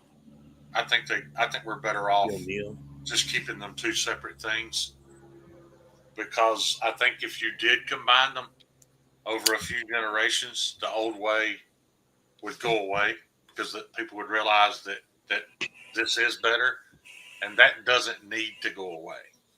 At some point in our future, there's going to be a need for somebody that can do that. So I'm kind of glad they keep them separate. I'm glad they're two different things. I respect both. They can do what? You kind of lost me when you said. Just what I said. We need people like that who can pass down that knowledge of being able to forge a piece of steel. Sure. Like, 100 years from now, you'll be able to find an old Ford pickup truck with a leaf spring on the back of it. And if somebody has that knowledge, they can heat that up, pound that out without a grinder. They can make a knife without a grinder. In my opinion, that's a forge guy, a guy that can hammer out an edge bevel. They're hammering the edge, basically. Yeah, that needs to exist. But let me ask you this: no. With the access to technology now and videos, that'll always be around to be able to learn that from. Do you need a guild to teach that? Oh, I wasn't referring to the guild being necessary. I just mean the skill. Oh yeah, I mean the skill's great, but I'm saying just access information. You could As watch he's YouTube saying, videos yeah. and go try it and practice it and get better. You can rebuild a lawnmower with YouTube, by God. Now you're the carburetor king of Huntsville. It Um, went deeper than just the carburetor. Y'all laughing kid. When you got a problem, who you going to Well, reach John, out that to? kind of touches on the same subject, though. The fact that you can buy the carburetor for $25 is great. However, somebody still needs to know how to replace the needle and seat, adjust the float in the carburetor. For 100 years from now, some guy's trying to get a generator going that could possibly save people's lives in the right situation. Those skills need to remain because, especially over the past 100 years, we've gotten to a point where we're fine with just throwing things away and replacing them. But Well, when I that mean- parts chain fails one of these days, those guys that know how to do things are going to be the most important people on the planet. diesel mechanics are still one of the most sought after positions in the military. Or they're actually more independent contractors now than the military's now. I A knew diesel mechanic can go to South Dakota, like up there, those oil rigs, and make a $250,000 a year. Yep. Well, you can also do consulting work for the military and go overseas and Right. get all their So I worked with a guy who passed away a couple years ago, but he was a diesel mechanic, retired from the military, and then had his own independent, like a private contractor that did all the military contracts, and then got into the AC business, air conditioning, and he was like, I can literally go anywhere with the knowledge that I have with diesel. He's like, I'm worth my weight in gold wherever I go. Right. That's awesome. That was my golden ticket for years was automotive air conditioning. It's I know you know this story. I was on a Facebook video call with Hawaii Knife and Gear, and together we rebuilt the air conditioning on his Toyota truck. And at 11:30 that night, it's blowing ice cold. right. You know, skills like that Um, will always be important. it's Hey, do you mind yeah. if I pass your name over to Grateful Panic in case he ever has trouble with the car? So we can call you up. In the parking lot in the middle of the night and get mad at you when you can. But I mean, know that story. I'm kidding. It's pretty similar though. Like, so you have your knife makers now that can program, and make a hell of a knife. You have nowadays in the mechanic, there's no mechanics anymore. They're technicians that just read codes. Right. And okay, this is what I have to do. They're not mechanics anymore. They're working on the computer chip or whatever. They're calling back to someone at Toyota saying, "Oh, it's throwing this code." Then you plug this in. You plug this in. There's no one. You still have your mechanic shops out there, but it's almost the same thing between forging and knife. That same guy probably can't take a rolling paper and put it between the ring gear and pinion gear Exactly. of a Ford 9-inch and roll it through and look at the impression in that rolling paper and tell what the backlash is on that ring and pinion. He probably doesn't know what a feeler gauge is. To make it last more than Right. 30,000 miles. That's two completely different people. Stevie, What? did they tell you what the what code it throws for headlight out? They did, and then they also said what all you mofos said is you can change it yourself, and I'm like, okay. Then when I said I can't, they're like, yeah, we'll do it for you. Yeah. And then they're like, yeah, it's going to take us like an extra hour because we have to completely remove your front end. Yeah. So that's what I was like, you know what? I'll just buy a new one. It makes sense. That's become very popular. I know a lot of the Chevrolet or GM front wheel drive SUVs, you have to take the whole front bumper cover, the grill, everything out to get the headlight assembly out to change the headlight bulb. Yeah, and I was like, I'm not going to do that. But you look back at 2005, the Cat Eye Chevrolet truck, it had two pins. You turn them 90 degrees, pull them out, the whole headlight assembly would fall out in your hands, and you could change the bulb, put it back, and shove them down. I remember you could literally just stick your hand in, twist the bulb, pull it right at the back. Yeah, you used to be able to do that. It was that simple. So you're going to love and hate this. I was at my buddy's shop recently, and we were we probably had a 3-hour long conversation about the state of auto mechanicking nowadays. I bet he would We have were jumped talking out a about how window the if he most could have. important, or the worst thing to ever happen to the automotive industry was Obama's cash for clunkers, because it was so much more than cash for clunkers. They were trying to get those cars off the road. GM, Ford, Dodge, everybody was paying hundreds of $1 million in fines to the EPA.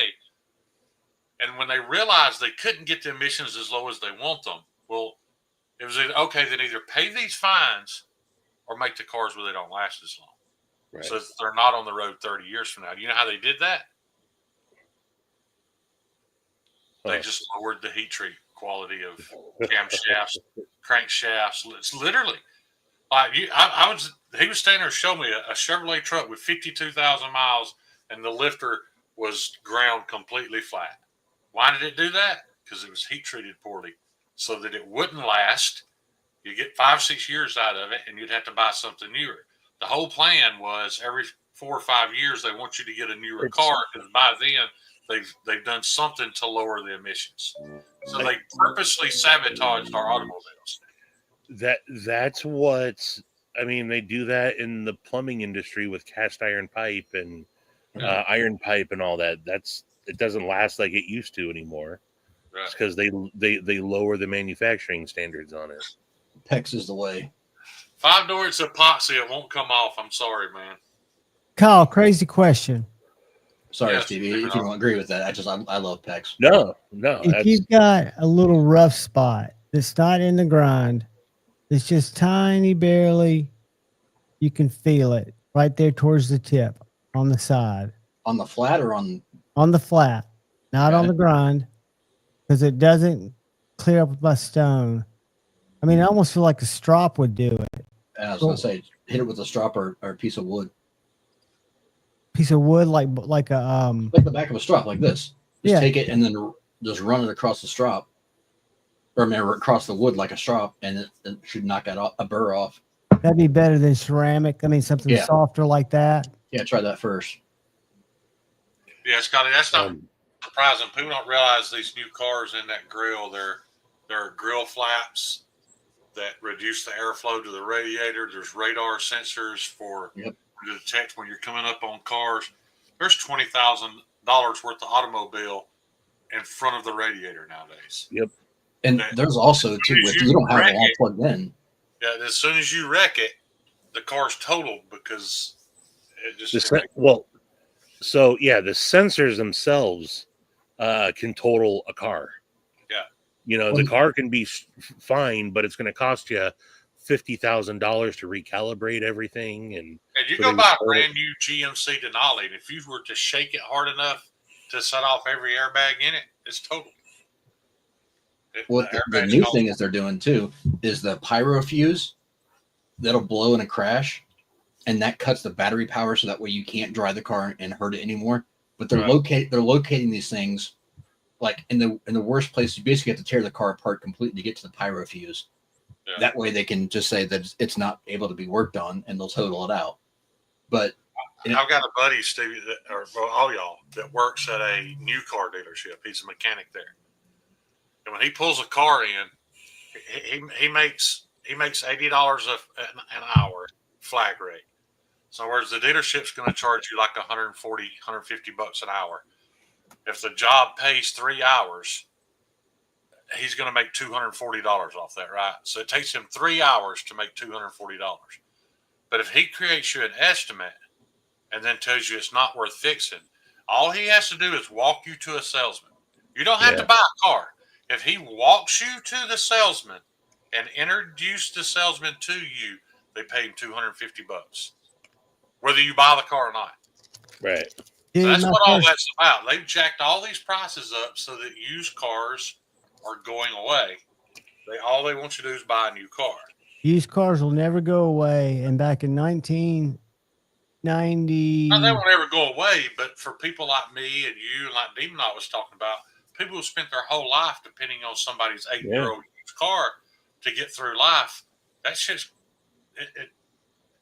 those days are gone. But back in 91, 92, my first real job out of college, besides being a musician and drug dealer, was selling cars in Boulder, Colorado.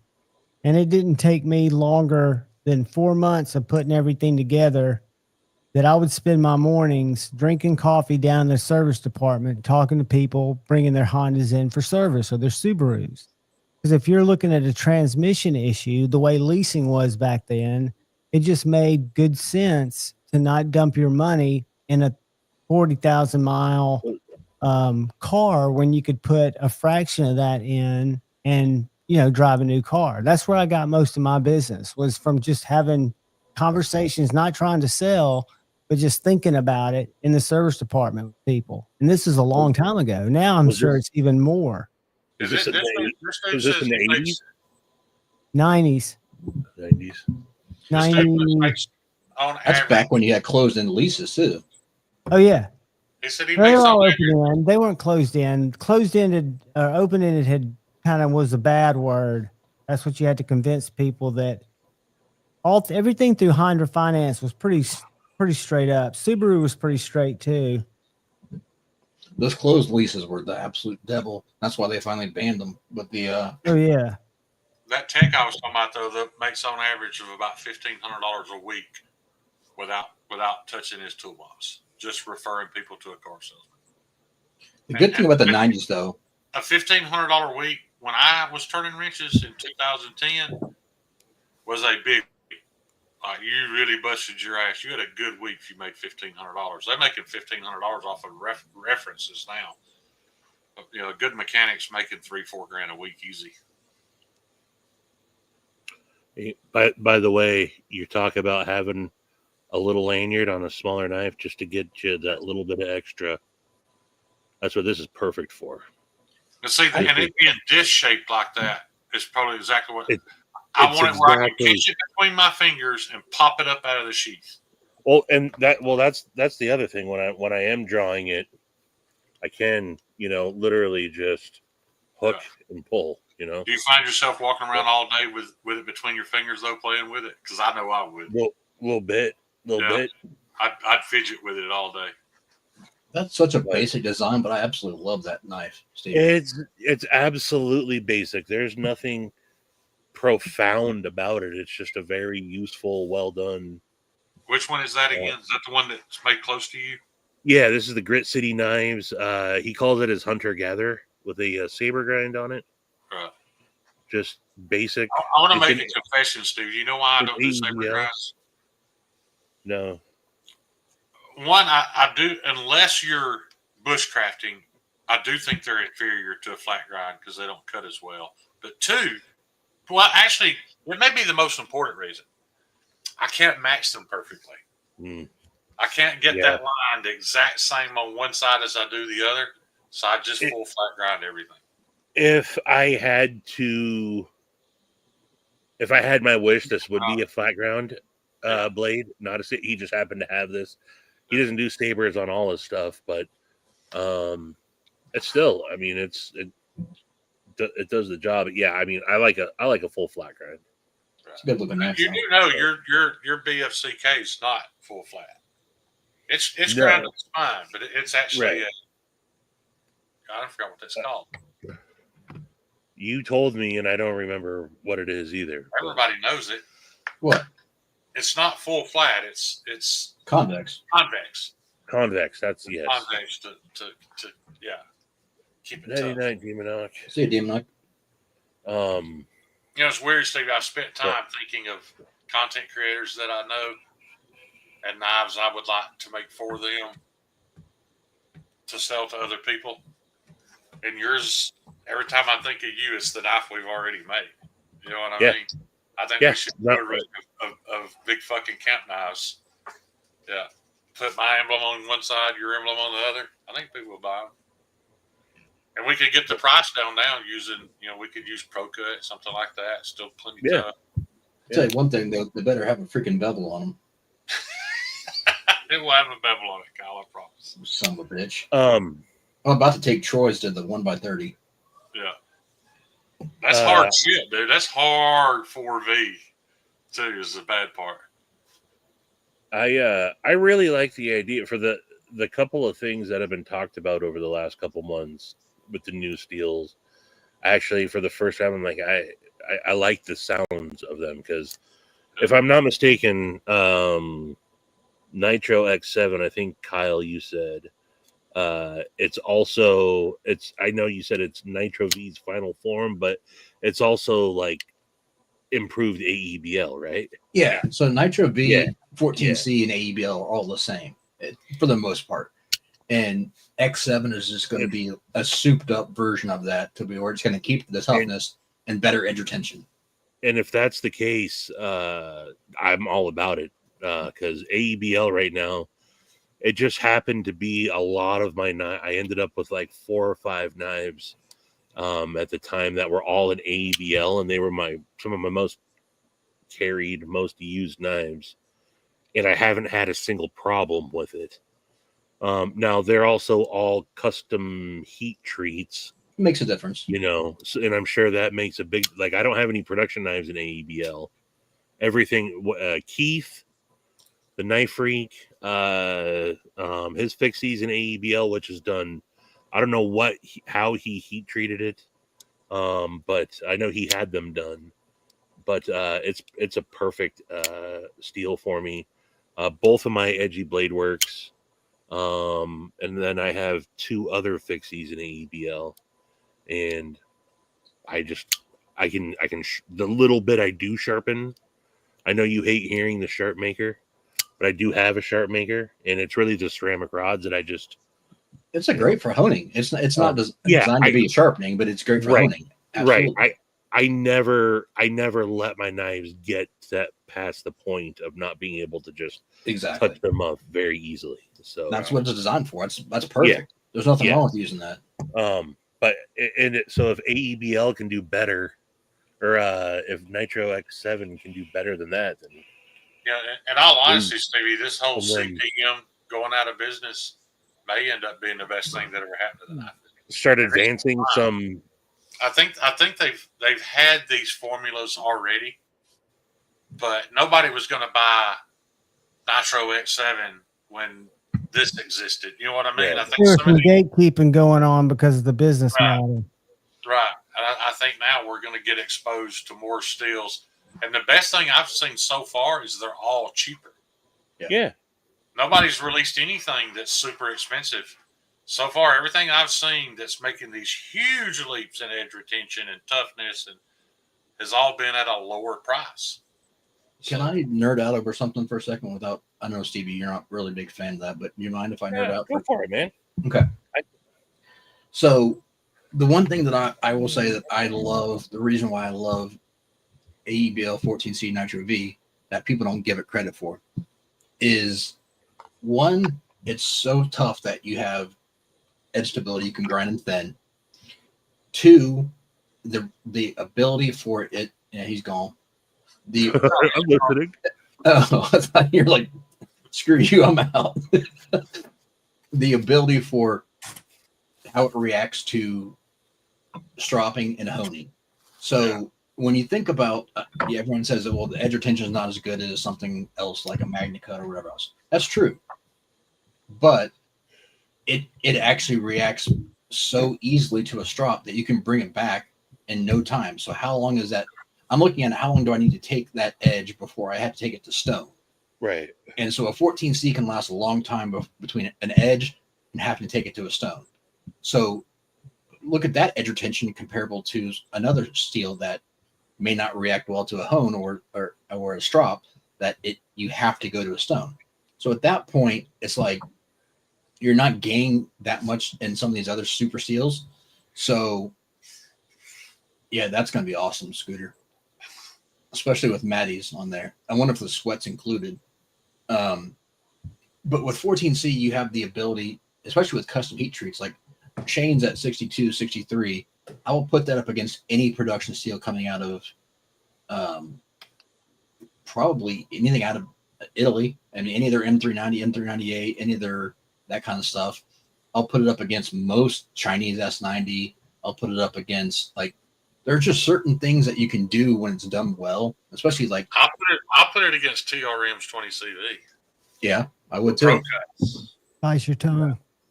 Javon, I know you love them, but it's not great. It just is what it is. I'm kidding. It is what it is, and it's No, it's geometry good. that cuts. Kyle's right. It's good. It's just not great. I know. I'm not. I was being sarcastic, and I was saying it's geometry that cuts. When it comes down to it, that's why those knives, to me, are so effective for what they are. Is because the geometry is set up for being slicey. My Adam can't do what John's doing anymore right now, but it still accomplishes every slicing task that I need it to. And you Terry. can set it at 18 degrees and have it back in shape in no time. I recommend TRM to anybody that asks if they're willing to spend the money. Terry, you want $10.95 for that? But I'm still like, I like the different super steels. I like the idea of them, but if I can, so most of my knives are going to be in the custom world these days, if I'm just being honest. If I can get, I'd rather, and it's not about price really, but if, again, getting something in AEBL is going to cost me less than getting something in, whatever the flavor of the of week, super steel is, I'm fine with that. I don't need.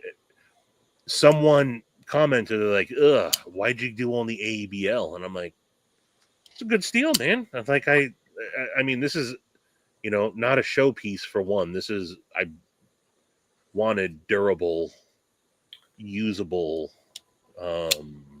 materials for it. So, And I don't know who the person comment that was. AEBL/Nitro V, Stevie. I met this dude a couple of years ago on Xbox Live. Give me just a second. I'll pull him up. I'm And surprised you didn't say Omegle. when we played some DayZ together, and I found out that he's Inuit. Angel's his name. It was about 90 miles outside of Anchorage. Shane back to Those Dachshund. ugly ass little skinners that most of you haven't even seen. I don't show them off because they are ugly. I literally just made a knife that fit great in the curvature of my hand. yeah. Skinny. I sent him one. I talked to him about 2 weeks ago. And all they've done in 2 years is stropped that knife, and they've cleaned 9 moose with it. That's a 2.5-inch blade. It's literally that big. They've cleaned it. I don't think people grasp the difference between a white-tailed deer and a moose. Were they pygmy moose? Huh? Were they pygmy mooses? No. They only get like 18 inches high. I was just wondering. No, these are like 18. Those are the ones Javon rides. And that's not bragging Those are on the me. ones All I did, actually, I didn't even do it. Brian Kim, he treated that Nitro V to 63. And, they haven't filmed any of it. I can't use any of it for bragging rights. But 9 moose, and all they've done is and they're literally stropping it on their leather pants. So I mean, that tells you it's good shit. The one thing that I will say nowadays is, like with what Stevie's comment was, unfortunately, I don't know who that was. I'm not going to call that person out by name, but It was a random dude. I don't even know. That person also probably has a bunch of absolute shit steels and knives and all steels that they are going to complain about. They all carry the same knives. I was really shocked. I asked him, all the Inuits that he knows, everybody in his village carries the same pocket knife. They all carry benchmade reptilians. And they think it's the greatest thing ever. Yeah, but they don't like using folding knives for cleaning, because you get shit all up in the pivot and all that. You do that with peanut butter. Yeah, I do. But day to day, or cheese. They all carry benchmade reptilians. But they're even bigger on. It's weird because they won't carry a Chinese made knife. Just will not do it. So the Griptilian has always been their go-to because used to up there you could get the Griptilian for about $80. Right. They all carry the Griptilian. The thing about now is there are so many steels that are outdated that people want to claim 20 CB is outdated. There's no reason for 20 CB and 390 anymore. There are steels that are better. Fine for people who don't know that there's better that exists. John, but my point is for the cost. 20 CB costs more than MagnaCut. 20 CB costs more than MagnaCut. and does nothing better. No, I'm it's not in disagreement there. I agree with y'all 100%. so it Now, it is obsolete. There may be something in the production world that has nothing to do with knives, because like M390 and 20 CV were made to cut plastic on a die in a press. So 20 CV may excel at that. So that may be why it still exists. But as far as a knife goes, there's no reason to ever make another knife in 20 CV. That is true. Yeah, I'm talking about like for what we're using them for. It's obsolete. That's what was it Cedric and Ada that was talking about? No, it was Outdoors 55. It was talking Magnamax, and he's not looking forward to it. He's like, what are we going to do when we're to the point that there's one stainless and one non-stainless option, and there's no reason to have anything else? Right. He's like, I'm not looking forward to that. I don't think it's going to be as fun. We're not too far off from that either. Right now. We're not too far off from that. If Magnamax holds an edge like K390 and is super corrosion resistant, what else do you need past Okay, that? but we already have that. Think about that. We have steels that are more. They're not corrosion resistant too, though. That's the only thing. But the point is, though, we have steels that are cut forever, but they're not tough. So you got to look at. You're always going to have a compromise. So that's what I'm saying. What's going to happen when we find it? When it's as tough as Nitro V, holds an edge like Rex 121, and is corrosion resistant as MagnaCut. What's the point? It would be dumb to make a knife out of anything else at that point. Correct, but I don't think you can based on steel principles and with the technology we have currently. That may be down the line, but not right now. And Jim brought up a question about XHP. XHP is not a bad steel. Just think of it as like slightly better than D2. It's not a great steel. They got overhyped. He's not regular D2. He's not talking about Chinese D2. He's talking about good D2.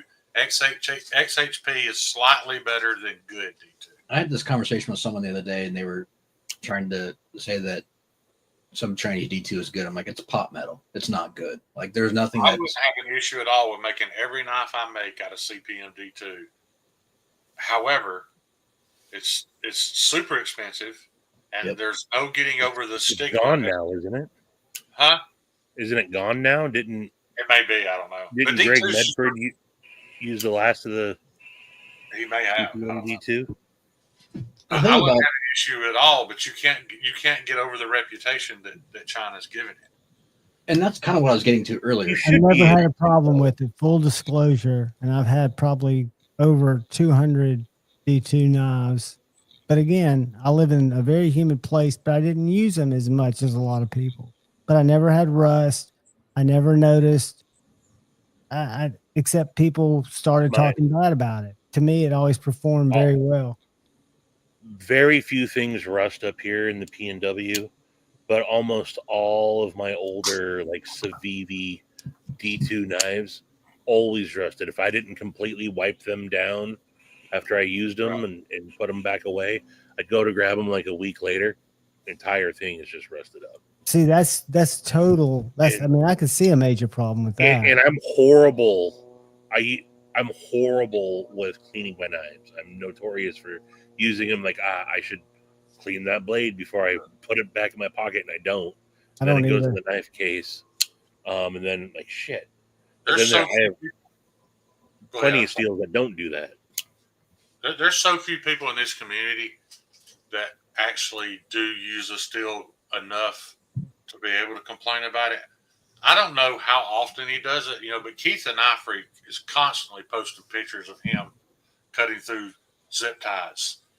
He probably, and this is not a knock. I'm not poking fun, John, but he's probably, if he told me D2 held up just fine, I would put much more weight into that than I would John telling me that it's fine. Oh, yeah. And I told you that I was a very limited user of all those knives. I just never saw an issue. Longshoreman that's cutting rope all day, every day. And that guy's opinion is probably going to make a little more to me. And you know what one of his most used knives is his Kershaw Dividend in M390. Right. Interesting. That's his 1 month knife right now. And again, And M390 I will. was designed to cut plastic. Yep. And I can attest to that too. My Kershaw Dividend M390, that's the only M390 knife I've ever liked. That knife is 8 years old, and that steel on that knife has never let me down. That was USA made, though, was it not? It is USA made. But it's still, what is it? Bowler makes M390, and it's supposedly very similar chemically to 20CV. Oh, yeah, they're the same. That same recipe. Same as 204P. The thing, what I was getting at earlier, though, John, was like you brought that up, was like, yeah, D2 can be fine in certain applications, but like when you look at the pricing, D2 is way more expensive than 14C, and I'll take 14C all day long over D2, regardless of the price.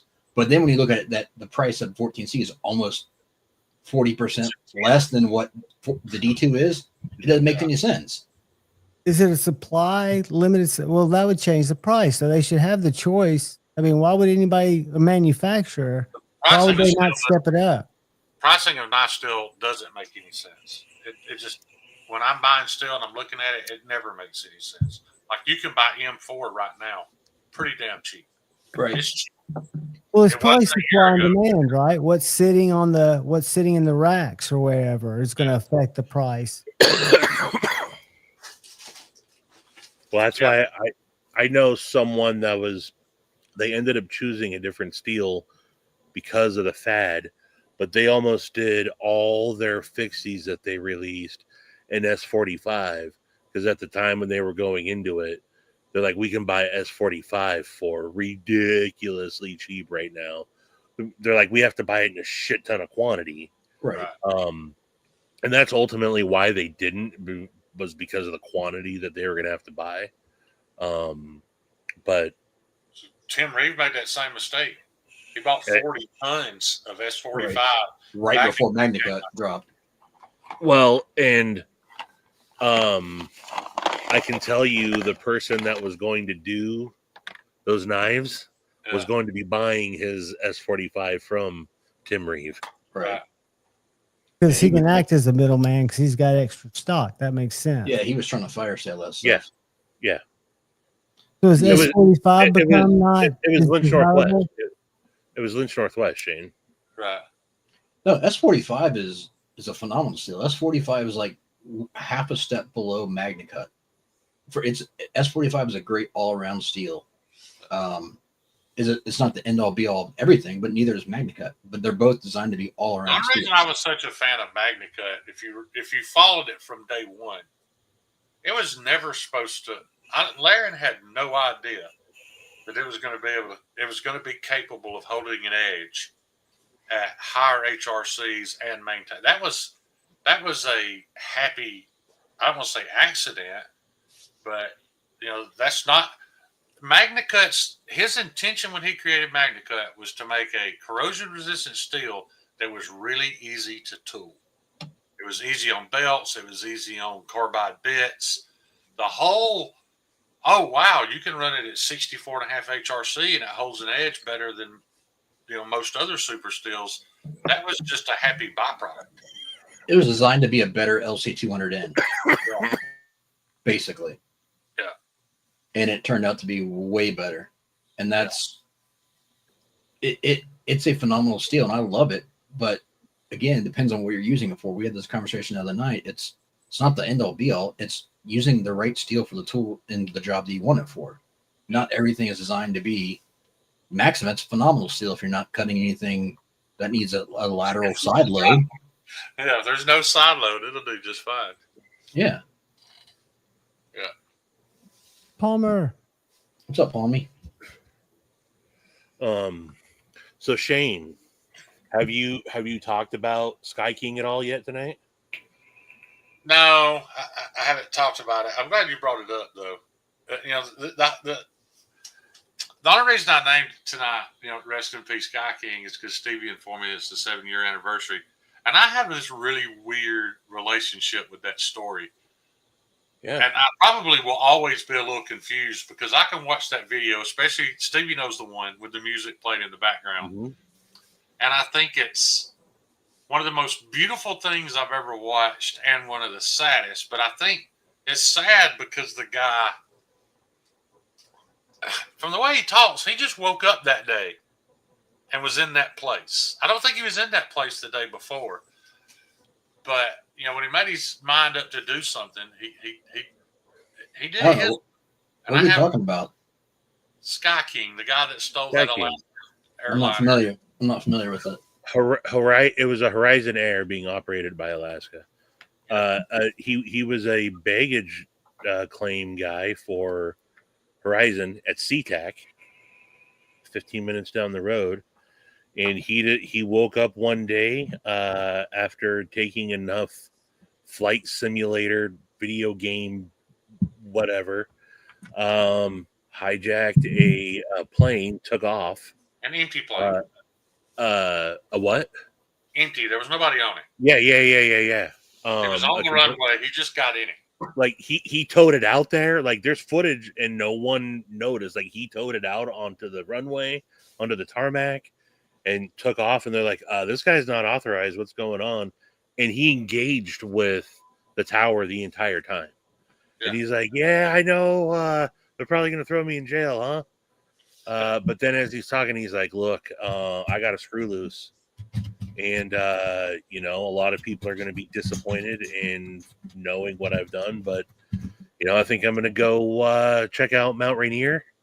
I've seen that footage. The guy that does the sightseeing, and he's really almost talks. And he's like, "You think this thing can do a backflip?" And they're like, "Dude, don't." And he's like, "Yeah, I think I'm going to try a barrel roll." And he does one footage of it, and he pulls it off. And they're like, 10 feet of the water. 10 feet. How many minutes did that go on? Because I've seen the footage. It's like a 30, 45-minute conversation that they have. Or an hour and 19 minutes was the my total. favorite part is the Navy fighter jet pilot. Because he sounds so rational. I mean, his thought pattern is so rational. Yeah, they never got upset with him. They were just trying to get him to turn the autopilot on and land it. And he's like, "Man, I just." So did he actually land it? Here. What he said is, he's like, "You know what? I think I'm going to go tip down and call it a night." And he found a remote island out towards like JB's neck of the woods and P&W's, P&W Funworks neck of the woods, and a very remote island that barely any. I think where he crashed, no one lived, and he just went nose down and destroyed. Took himself out. Yeah. I discovered that video in a very dark time of my life. Oh. And it's weird. I know a lot of people say it's not healthy that I respected the guy as much as I did. But there is something. There is something to the fact that he didn't want to hurt anybody else. He didn't want to hurt anybody. He went out with one last hurrah, and I don't know. I just it affects me. There's absolutely no reason. There's reasons to not celebrate it, and there are reasons to celebrate it. Yeah. And it's more of I have respect for the guy. It's a real moment. He lost his marbles. He's like, I know what I'm doing is insane, and I still did it. Yeah, he still had the comment. He had the beautiful fiance. Yeah, family. He had no issues, and it just reminded me because, guys, the hardest question anybody has ever asked me. I'll never forget this till the day I die. I remember sitting in the living room with Amber. We'd been sitting there in total silence for over an hour, and she just turned and looked at me and said, "What do you have to be sad about?" So everybody you go, everybody you meet loves you. What do you have to be sad about? And that shit fucking turned me for a flip because I couldn't. And I tried to answer that question for a long, long time. And it wasn't until I realized that there was no cause. It was just some chemical imbalance, something. And I think it's odd that today being the anniversary, and that is why I named the live stream this, but the shop working today, and I remember thinking, I had contemplated shutting the doors and going home because I had accomplished all I needed to accomplish. And I remember thinking, hey, why don't I do this? And it was like I lost this moment in time. I went from that thought to being in the middle of doing it. And it hit me that, and knock on wood, man, but it hit me that I'm in a better place than I've been in a long time. And I know that because I didn't let that voice in my head convince me, yeah, just shut the door and go home, dude. You don't need to do that today. As soon as I had the idea to do it, I didn't have to convince myself to do it. I literally lack of a 5-minute gap, and there I was doing it and enjoying it. And I'll give anything to keep this going, to stay, whether it's making knives or regardless of what I'm doing in my life, to have a thought of wanting to do something and not talking myself out of it, like subconsciously just doing it with no doubts. It was just odd that today is the anniversary of that event. The mind's a mysterious organ and control center and whatever else. I mean, it can. The only thing that keeps me from going on Mental Health Mondays and sharing my entire story of what led me to where I'm at today is that somebody, not you guys, but there's a good chance there's that one guy that watches that and uses it against me one day. That's my biggest fear, is somebody holding it against me. I think if you guys heard all of it, it would all make sense. Because it didn't really make sense until I started saying it. And when I hear myself telling these stories, I'm like, holy shit, dude. You know, how did you even get this far? You know, it all ties together. Yeah. Yeah, no, I mean, and you sharing a lot of that with me, that's why seeing when you talk about those moments, man, that's why I know what it means to you. And hey, also today I'm wearing a Tampa Bay shirt in remembrance of I went to Stacy's cousin's memorial today, and about 30 days ago, happy kid, almost 4 days before his 27th birthday, woke up that morning, drove up to Deception Pass Bridge, and leapt off. No note, no nothing. Curse, no warning.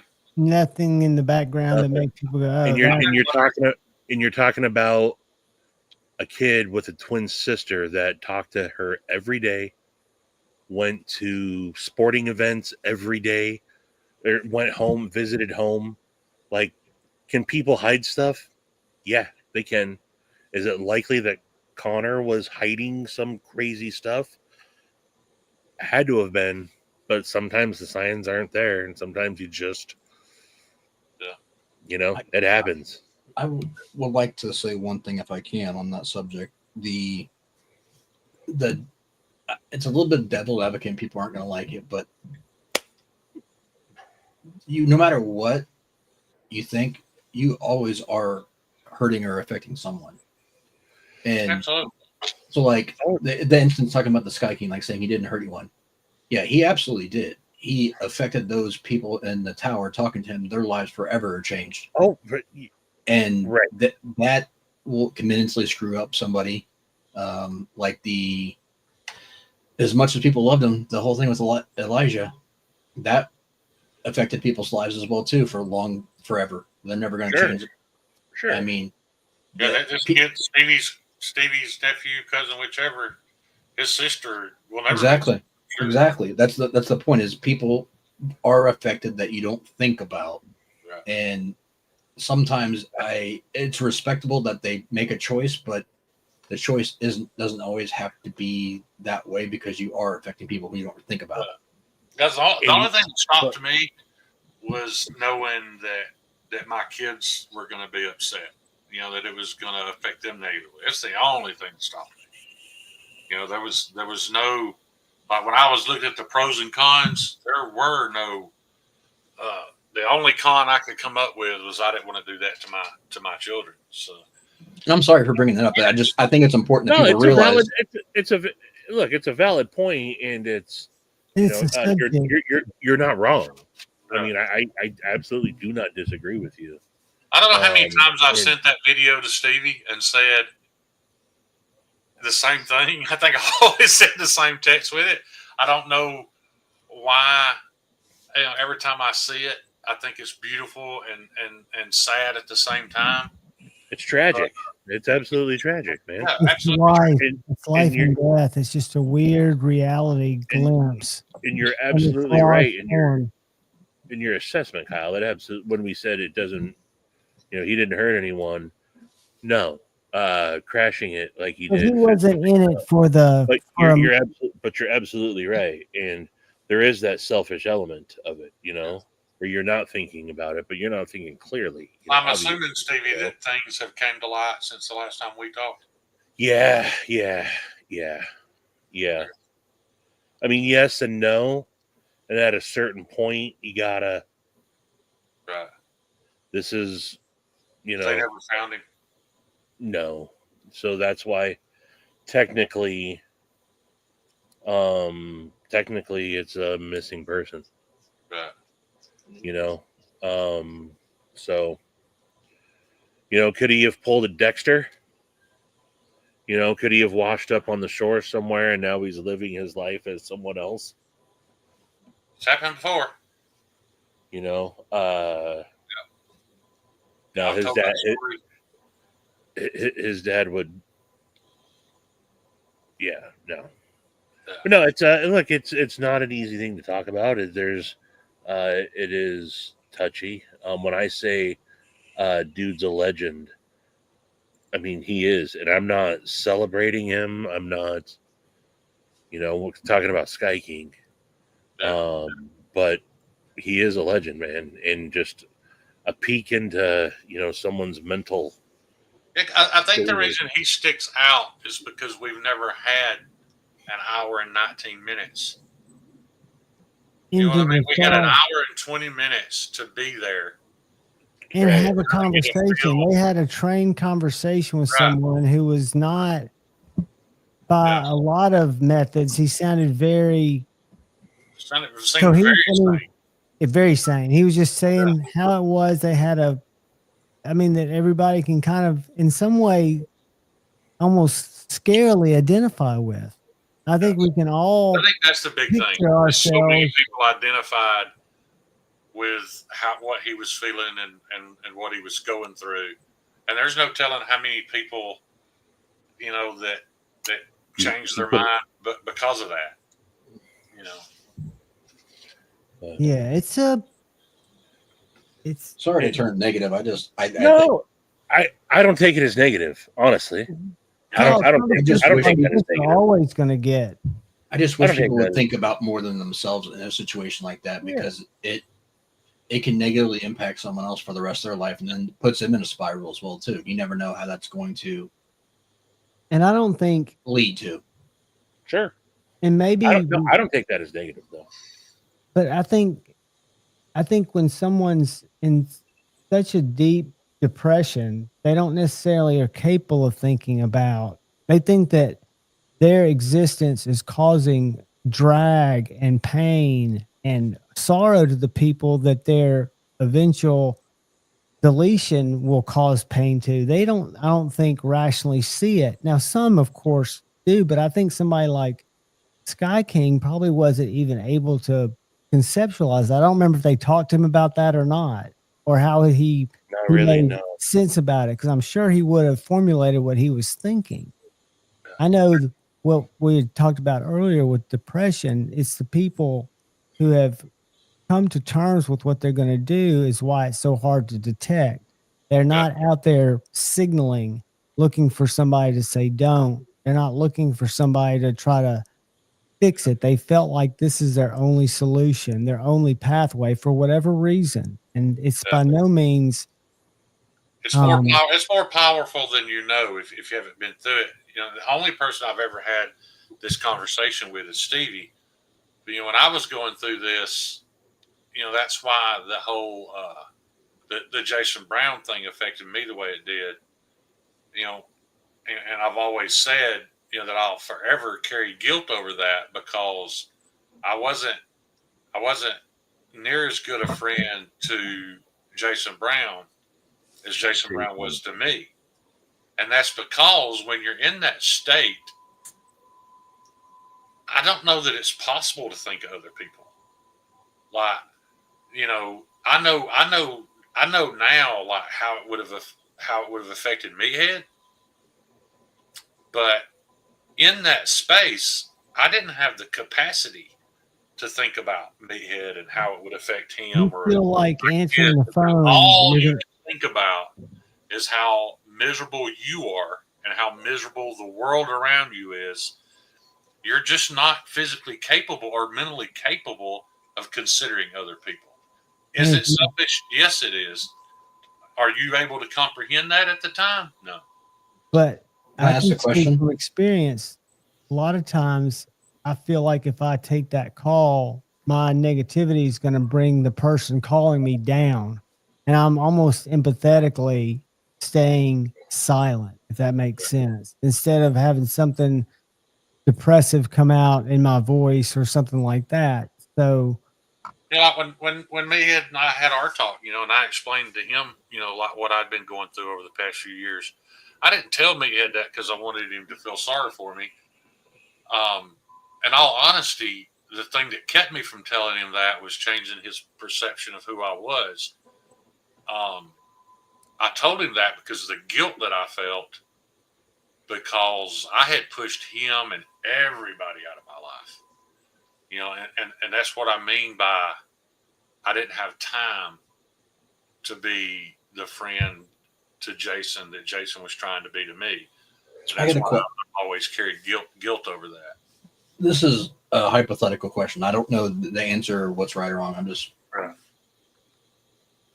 because I'm not an expert at it, but I've had struggles with certain things, and that's fine. But what if instead of, I don't want to say glorifying or idolizing that, but what if there was more of a stigmatism against doing that as a society? Would that change people's perspective before they got to that point? I don't think you can even. I don't think you can in that space. I don't think you can even comprehend it. I don't even think. No, I'm saying so. If you were to stigmatize the process of doing that, I think it kind of has been though. Yeah, Hasn't it? I would think so. I don't know.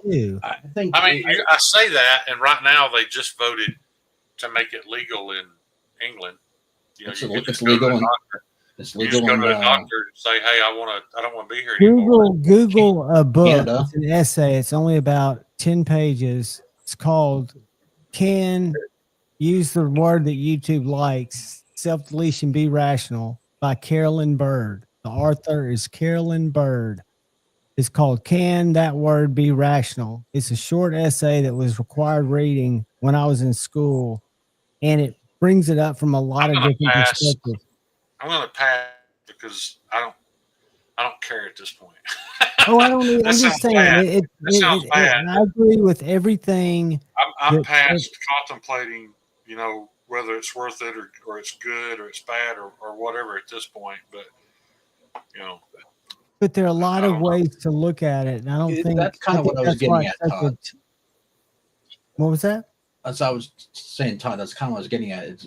It's a belief system part of it, but also, it seems like people are coddled more now about that versus saying, would it be? I'm not saying that it's going to change someone in the moment, but hopefully it changes them prior to being in that moment. Right. Sure. And I think I see what you're saying, guy. Like if you spent your whole life knowing it just wasn't an option, or that it was bad, or that how it affected others. Right. It might make you think of that prior too. Right. And I think a lot you're of people right. know that. But then when you get into the throes of that, right? I'm not. Yeah, that's a different story. You know that, and you still go through with it. It's a It's I again, I completely agree with you, and I think I have read that paper, John. Killing Bird. It's a You know, because I mean, I've been. This is the fourth person that I've dealt with that has gone this route, Yeah. and I think it's extremely selfish. You know, I watched and look, and I love that kid with all my heart, Connor.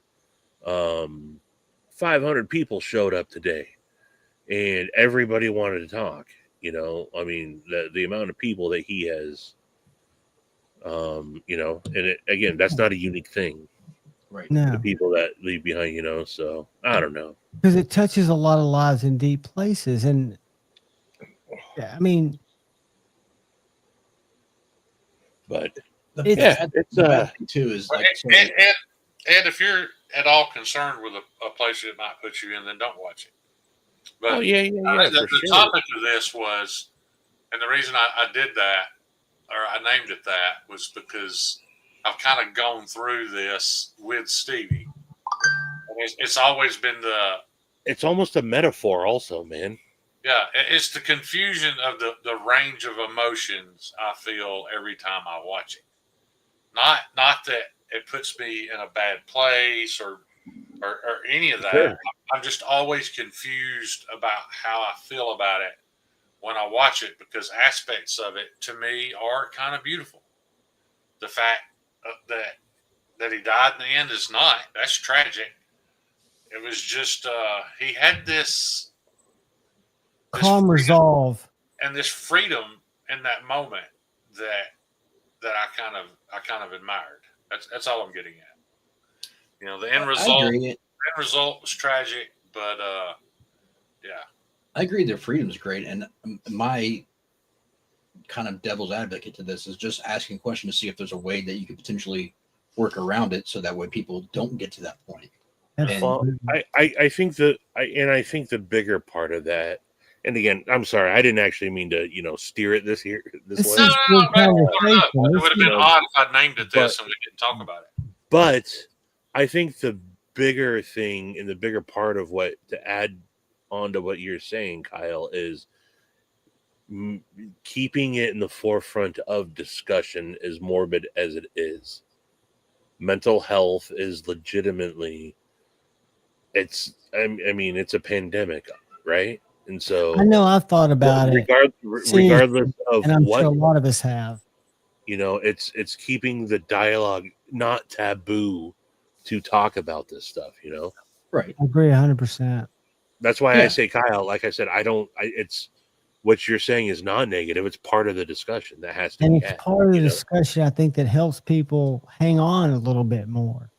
I'm not afraid to say that my daughter is a huge reason that I'm still here because I could not leave her with that memory. I mean, it wasn't about me at a certain dark point before my sobriety, and time since. So, I mean, I think it's just a lot of real hard realities. I think there's a lot of comparisons there, John, even with people deep into addiction, whether they're contemplating ending their lives or not.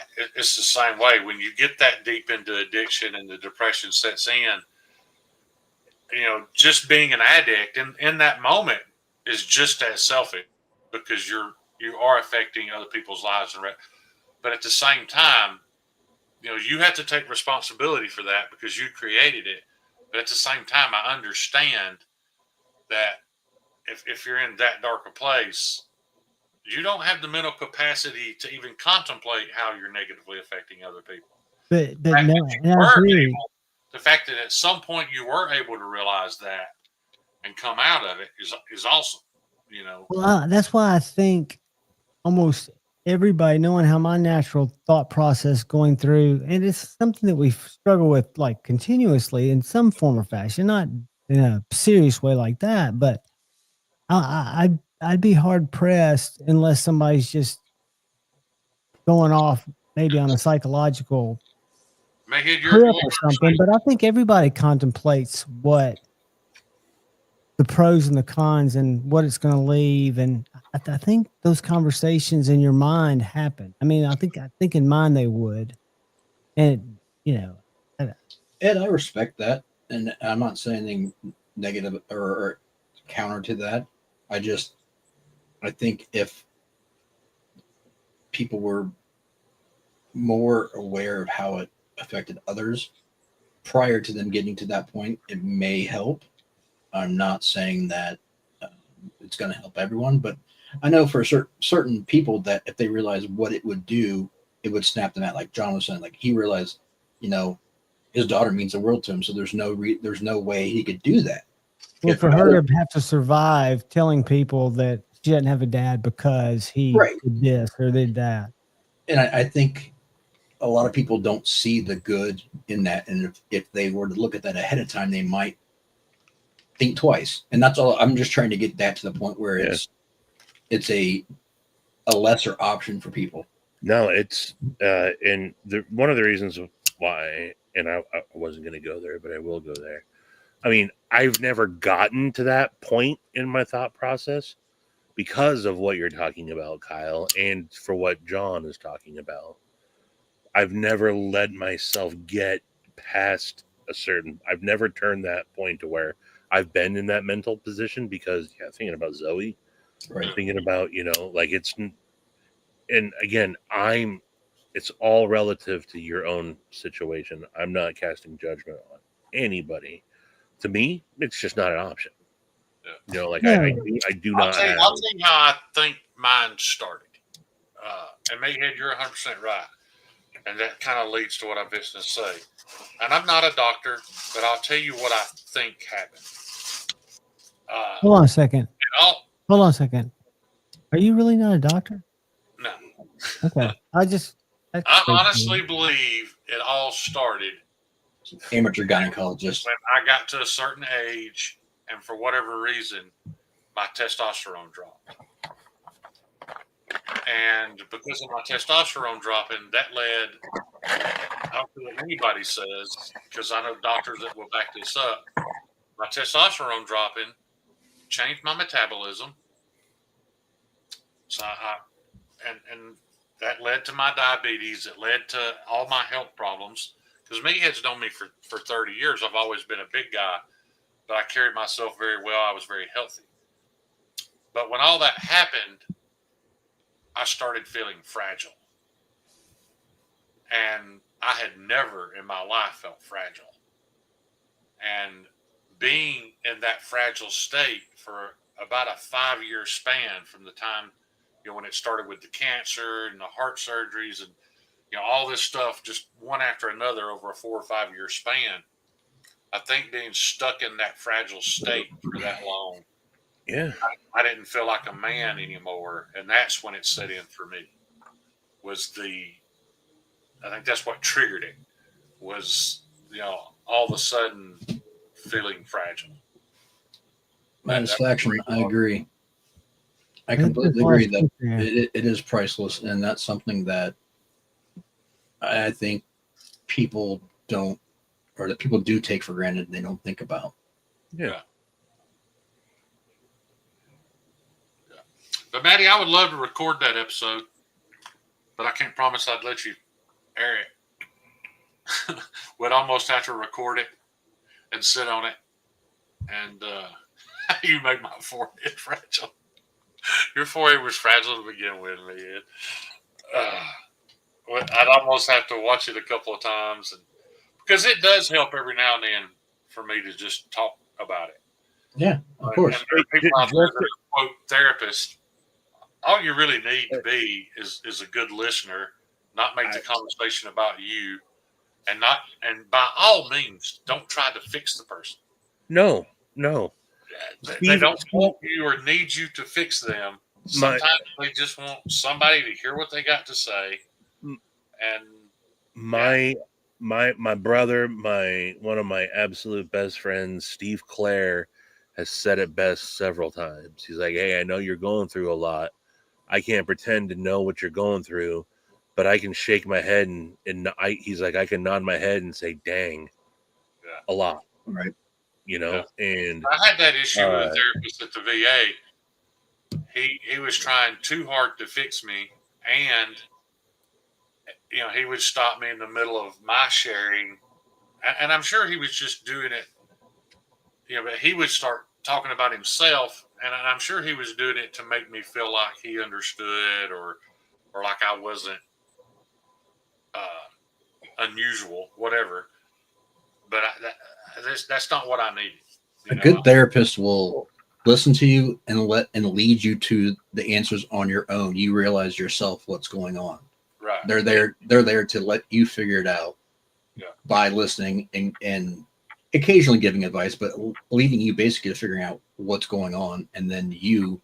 And I mean, John, you probably. So I'm sorry, Kyle. I didn't mean to cut you off. No, it's okay. I was done. I was going to say, John, you know, through years of sobriety, that sharing is one of the biggest, healing parts, right? Because they're one and the same afflictions almost, they're so commonly tied. One of the tied. weirdest experiences for me during all this was, and I freaked Amber out asking her this question, because I asked her more than once. I got so bad at one point in time that I was convinced that she was communicating with you, Stevie, that she was communicating with Kyle, that she was communicating with Meathead and John. I had literally convinced myself that through social media she was communicating with you guys, telling y'all kind of where I was at and when I needed somebody to reach out to me, because the timing was always there. One of y'all would reach out to me and we get to talk about something. And I didn't even realize that I was paranoid. I wasn't paranoid like somebody's out to get me. I was paranoid that all you guys and her were all in on this thing together to try to make me feel better. You weren't nerd rope paranoid? Yeah, I wasn't nerd rope paranoid. I was paranoid I was impressed by it, but I was almost convinced that everybody was in on it together. Like everybody was just being nice to me because of what I was going through. It was weird, man. I think the greatest thing about any kind of group therapy, which I'm not a huge fan, but it saved my life, is being able to show vulnerability and realize that people from all different walks of life, for example, my room might have 9 people in it. There might be a lawyer, there might be a plumber, there might be a homeless guy, there might be a court appointed guy, but you realize that you're not alone. And I go back to, and I know this is cliche, but Alice in Chains' song Nutshell is so freaking moving in terms of the conveyance of that feeling when you're not having that human connection. Yeah. And there's so much to be able to have those ears, somebody, and is it going to help? I don't know, but group, at least for me, it was something that I scheduled and made myself do 3 times a week. Dreaded it every time I went and felt better every time I left, because I did not feel that I was an isolated case of what we're trapped in our head thinking we are. It's just natural. And speaking of that, Javon, like I know people don't like it, but the same thing with Jeremy. That song. I mean that.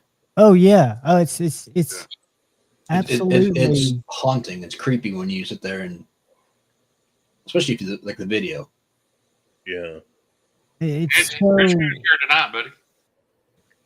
And you don't have to live that life to understand the poignantness and the realness of every emotion shared. I mean, it's just, this could not be something that Crispy really wants to, talk about right now also. So yeah, I'm not gonna air that out, but that was one of the tougher ones because I knew about that as well too. I've had discussions with him about that. That is just brutal. Riley even reached out to me. Riley texted me the other day to ask me how my stress test went. I love that kid, man. She's absolutely awesome. I'm just glad to have found a community that has so many people with so many different ideas, so many different perspectives, so much to share. And there's always almost 24 hours a day you can log on and find that group of people hanging out. And that's y'all. Well, and And part of that has been, and me and Shane have talked about this too. Some people they find a community like this, and this is their therapy, and they need it. Yeah. This is what, I do yeah, question that if it's a double-edged sword, though, Stevie, it can be. because Oh yeah. because I did need it, and then at the same time, I got too dependent on it. Yep. You need to be. I had expectations.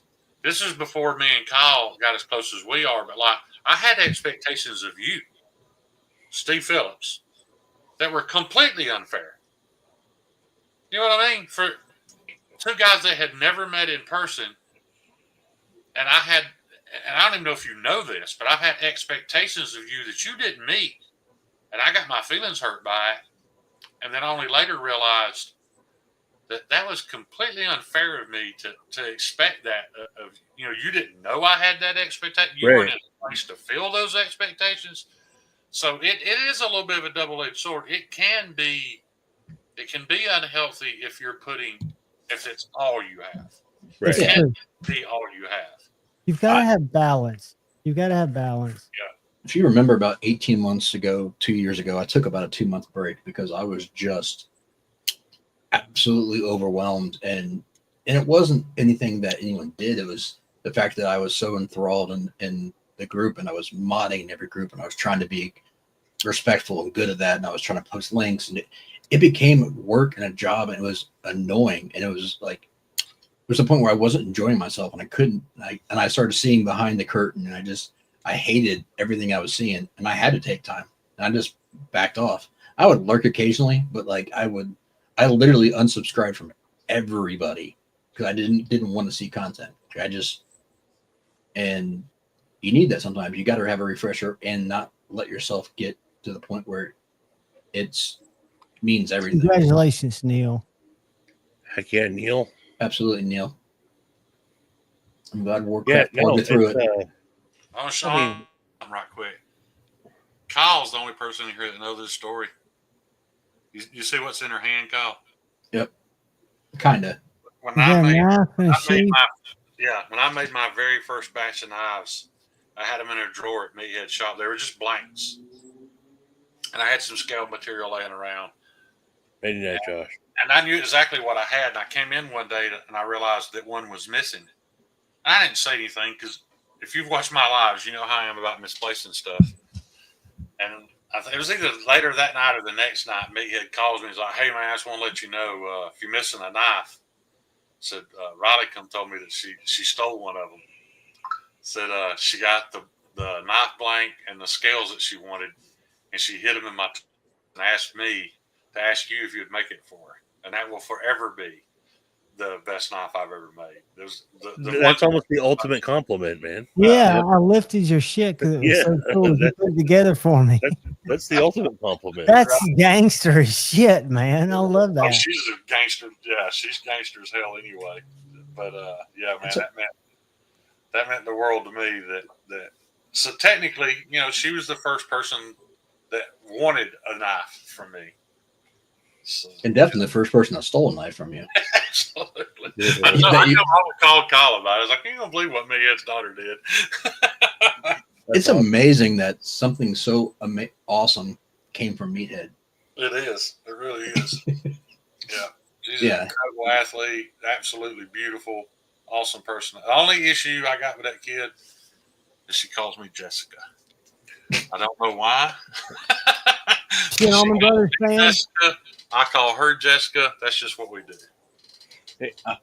You brag about her a lot, though. Shane, Throwbacks. I don't think I told you, but I had we went to the Pacific Northwest Custom Invitational Yeah. last Saturday, and I had my BFCK on the Molly through my backpack because I was walking around and everyone was like, "What's that?" I showed them, and I also had my thug on me and showed that off everywhere. I appreciate it. Isn't that a gorgeous knife? Yeah, man. It's sexy. I mean, and yours has got just that look. But it was cool showing your shit off to. I show your shit off to everybody I can. Yeah. Amber said I something the other day that really made me feel good, because she's been here through all this and seen how I get excited about it, and then I can't get myself out of bed, and then I get excited about it again, and I can't get myself out of bed. And the other day she was like, she mentioned that it looked like I was really turning this into something, and she used a word that I hadn't thought about. She's like, this may be your legacy, and I was like, and that hit me pretty hard because it's probably my last chance at some type of legacy. You know what I mean? The It's fact, what life's led you that to when I this pass point. away, one of these days, dude, 50 years from now, Riley will only be 60. She's still on that knife. That Right. piece of me will always exist. And hopefully there's a handful of people out there that have them that'll always mean something too. So it is pretty cool. That's why I tell people, man, it doesn't matter what you do. Even if it's PNW fun stuff in his goofy little ink pens, it means something to him. In all honesty, guys, I don't remember the last time I went fishing. I bought his fishing lures because he was proud that he made them. Yeah. I'm going to try. I'm going to make a conscious effort to try to go use one, just so I can say I did. But I just think that it's really cool to see anybody, put some time and passion into something. I spent, I think I tell people all the time that the greatest era of my life was, when I was off-roading, because I spent all my time, all my passion into figuring out how to do things and build stuff and make it work better than other people's stuff. And, then all that just kind of went away all at once. And I think I've been kind of at a loss ever since. I've used other way less healthy avenues to try to feel good about myself. And they always end in self-destruction. They always end negatively. And, I don't have my front teeth right now, so I haven't been able to even concentrate on that. So all I've got is knife making at the moment. Well, the one thing you're bringing up legacy and talking about Amber and stuff, it was kind of selfish because I wanted a video of you crying, but that's kind of why we decided to do the engraving. And I talked with Amber, figuring out everything I had to put on your Slippy for BBW. for Cam.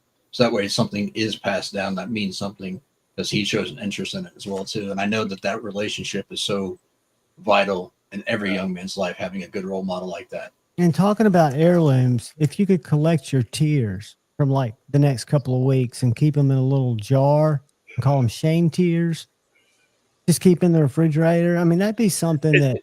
And then send it to him, and then he can put the nitro to it, and he can quench. Yeah. He can quench in our tears. I mean, I think that's just beautiful. Instead of selling his bath water. I fought back. I got choked up, but I didn't tear up in front of Michael Martin. But a few minutes later, Stevie, correct me if I'm wrong, I think we were out in the lobby, and when I was telling Iggy what it was. Yeah. You guys think, I know y'all think it's funny how I joke and kid about Iggy, but she literally has this aura about her that when I'm in her presence, she breaks down. Like, all my defenses are gone. I don't know how to explain it, man. She just affects me emotionally anytime I'm in her presence. And when I tried to explain to her what I had in my hand, I sure enough did lose the thing. That was, it wasn't rough. It was beautiful. Yeah. He came in the other day, because I showed it to him, and he was so proud of it. And he knows, he's not ready to have it. But he came back about a week later and ran straight to my room. And I actually had to get on to him because there are loaded firearms in there. He was like, Cam, you can't go in my room without me. And I was like, well, what are you doing, buddy? And he's like, Papa, I just want to show Mama my knife. I want to show her my knife. And he couldn't because it was at Kyle's being sharpened. So he was so upset that he didn't get to show it off. So he'll get to sometime this week. Well, that was cool of Ryan to organize all that and get that, That set was- up. Yeah. I was just stoked to be part of it, to be able to follow Ryan, not knowing what I was walking into when we were on our way to that booth Saturday morning of what was in store. I just thought that Dude, was I had no a idea. beautiful time. I Never didn't crossed either. my mind. And I didn't. Yeah, I was planning to purchase one, and sadly, I had already decided that I probably couldn't afford it because I wasn't leaving there without buying Kyle and Aurelia.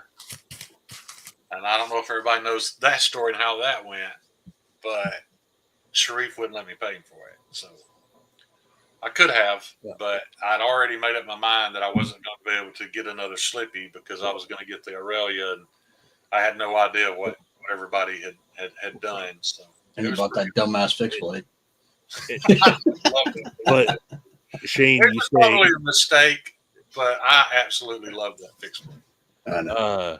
Well, I've forgotten the maker of that because you and Ryan both bought Freeman. one. I can't remember the blade steel because it was written so tiny on the blade. yeah, just barely. If you can at least let us know what Yeah. the steel's made out of, I and where it's find- actually made. I find the blade Dixon, steel or the maker's name, I'll let y'all know. No, who, I really don't remember who the maker was. Somebody asked me, why would you buy a fixed blade when you make a fixed blade? I can't make that knife. That's a Yeah. CNC knife. Right. It's a beautiful example of what I cannot do and probably never will be. And I don't ever want to do that. So that's why I'm okay with owning that, because it's not something that I can do. And Shane, you say everybody thinks it's funny about Iggy. It's not everybody. There's one person that doesn't. Who? Joey, her son. Oh, When we were at pizza, Do you mind if I become your No, he stepdad? he didn't want a stepdad, did he? I So was he wanted a specific stepdad. look, man. I knew in the moment. I was like, I got to test the waters. I got to test the waters with this kid. it was a perfect moment. Yeah. He's like, you're lucky he don't bust you in your mouth. Yeah. I felt like he was going to take it pretty well. And Of course he did. Of course he Yeah. did. He's And he did. He knows he- you're good to his he's mom. very whatever much- relationship y'all have. he's very much Iggy's son. You know, Yeah. we got to do a lot of sitting around and bullshitting with him, and I'm glad he came. And she was, she was Iggy the entire time. She didn't like censor herself. He knew exactly who his mom is. You know, Kind of like the Long Ranger and his son. They kind of have that same bond. There's, the Lone Ranger. there's always great stories every year from Blade, and like the toilet incident was always a great one. Walking in on Stevie, the Why they all got to be me? Well, all the embarrassing because you always create the dumbest shit, and it's great. Like your head barely fitting in the backyard, like and this year, like having the one about with Iggy, and then also the Jordan's one was just you'll never live down. That's amazing. And in all honesty, guys, that never crossed my mind. That was literally just the first thing that came to my mind of a product that people pay entirely too much money for just because of hype. The fact that she was black never crossed my mind. She was also on some kind of You unknown don't have to narcotic. defend yourself, man. Yeah. Shane needs 88 handhelds in the shower. If y'all had seen that and realized how violent it was, I turned a complete 360 degrees. When I fell, I spun. And when I spun, I yanked the shower curtain down, and I came out of the shower backwards and hit the toilet and broke the flange and spun the toilet. Spun it. You could spin the toilet. Yeah. But what also happened? So we go into the bathroom. Shane shows me. First thing I noticed, I said, "Did you land in the heat register?" I did. The heat register was completely concave with Where my elbow hit it. where Shane dropped a Macho Man from the top rope elbow onto. Dude, Not knowing where you were going to Everybody in the land. house heard it. Everybody heard it, dude. I'm sure it sounded like you used to see on them shows when they dumped them big tuna off the fishing boats onto the pier. Maybe you didn't break your hip, dude. Honest to God, John, I laid there and I thought, well, this is it. I broke my hip, and then You I know what? realized I'm not in pain. Am I paralyzed? And then when I realized I could move, I immediately just reached up and locked the door because I knew people were going to come open that door and check on me. You're going to be on somebody's The, Instagram reel in about 5 minutes. The other great moment from that year, Shane, involved you, and it's rarely talked about, but it's so G-Ball and his wife also stayed in the house. Shane forgot that there was other people there, just wandered out in his skivvies. Yeah. G-Ball's wife came walking up on him.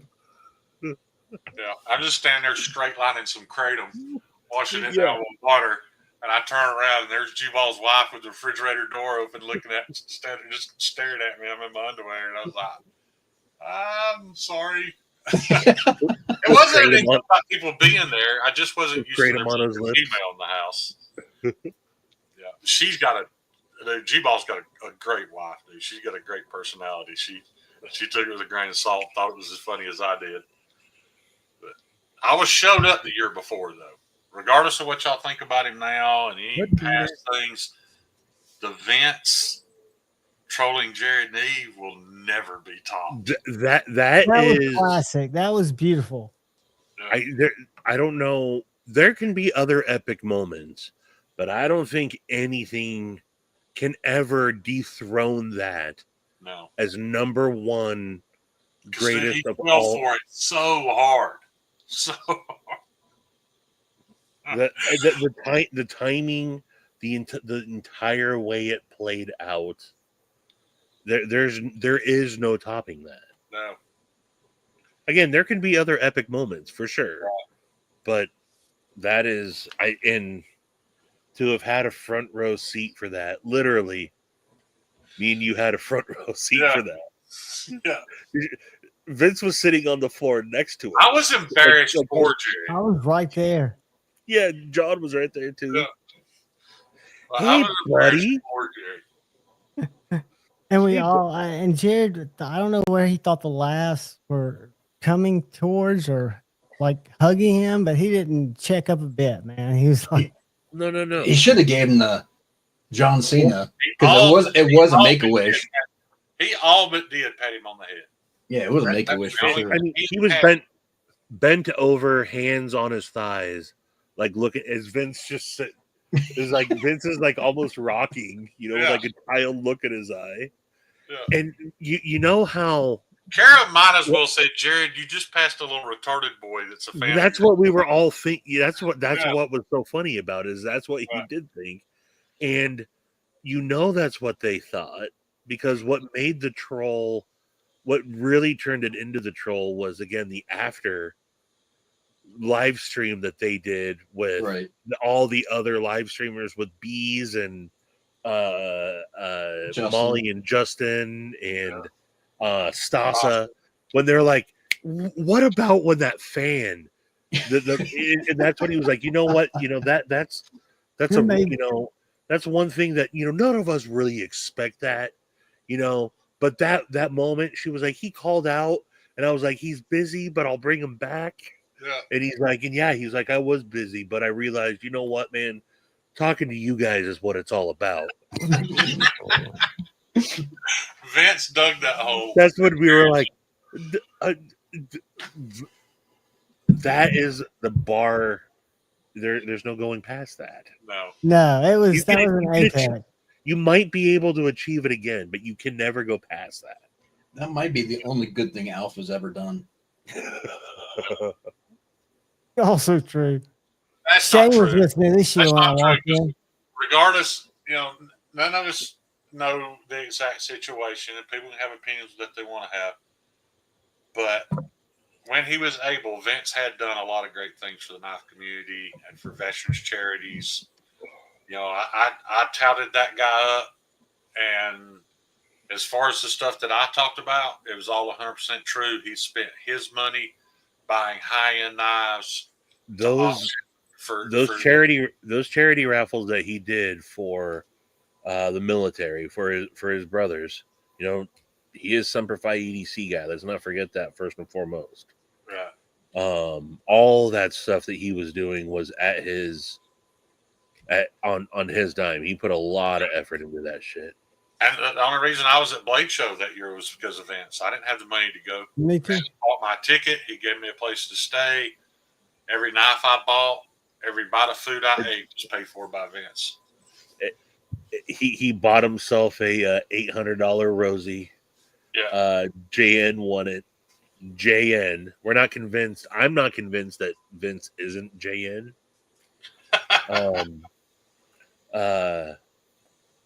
But yeah, Vince was like, because Vince also wanted to. Every time he would do that, yeah, he wants to see people who win the grand prize, like post it and stuff. And I'm like, oh yeah, that guy doesn't do social media at all. And he was like, what? JN's grammar was too good. Yeah. I don't know anything about him harassing Backpack B. Vince just had. Oh, that yes. Ambi and Vince got into it with Brent one night. What happened? And Dumbest What idea happened? ever. oh, he didn't know. It was over his design that his idea that he had for That stupid flying cat logo. Yeah, he was coming off of a bitter battle with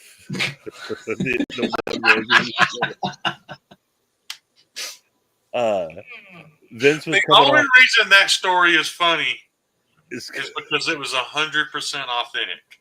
Like I legit put 2 and 2 together and came up with 7 somehow. I don't know about that. Go ahead. No, but no. Look, long story short, Vince did not know who Backpack B was, and started going off about.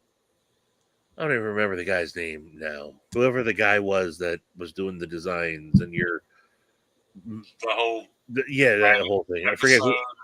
Yeah, I don't remember. Yes. Yeah.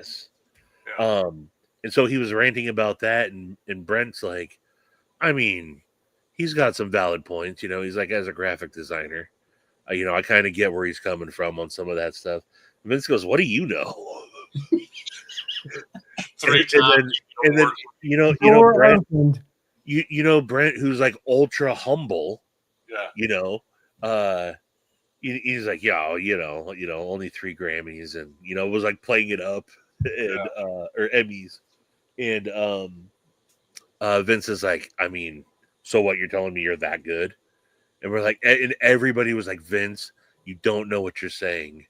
Yeah. And Vince ended up hopped into the one chat, and he's like, who's this Backpack B guy? And everybody dogpiled on Vince. They're like, nah, bro. They're like, and he's like, I don't think he knows as much as he. Unanimously, Vince got shut down. And Vince, and you know what? The other thing is that Vince hates New Jersey, and Brent is from New Jersey. It was given pro New Jersey, and so that he's like, oh, I knew it. It was funny, and Vince ate the crow, but we'll still be like, I don't think he's all that. Yeah, but it's Grammys he has, not Emmys. I don't know. No, they're Emmys. No, it's Emmys. It's Emmys. But that's what we were telling. That's what we were telling Vince, is that they were Grammys. Tina, it was a good shirt, because we got the one that wasn't like you slap them and it sounds like you hit a brick wall. Yeah. But the I still got it. I can't bring myself to wear it. Because I wear the Lungbone one. The Lungbone one's 10 times better. Yeah. Tina stole my rock, Shane. I almost wish he had not made good on it. It was a lot easier before he made good on it. And people get mad at me for bringing it up and defending him at all, but he did more than make good on the deal. And I still don't know that his intention was to screw me over. I just don't believe that. But man, his communication skills were shit. Damn just you, so Patina. bad. I don't feel bad for him, because he created every bit of that situation. It just on the free drive me out. Who's this, Shane? Drooby Tunes. Oh, talking about that situation. Holy shit! That was a.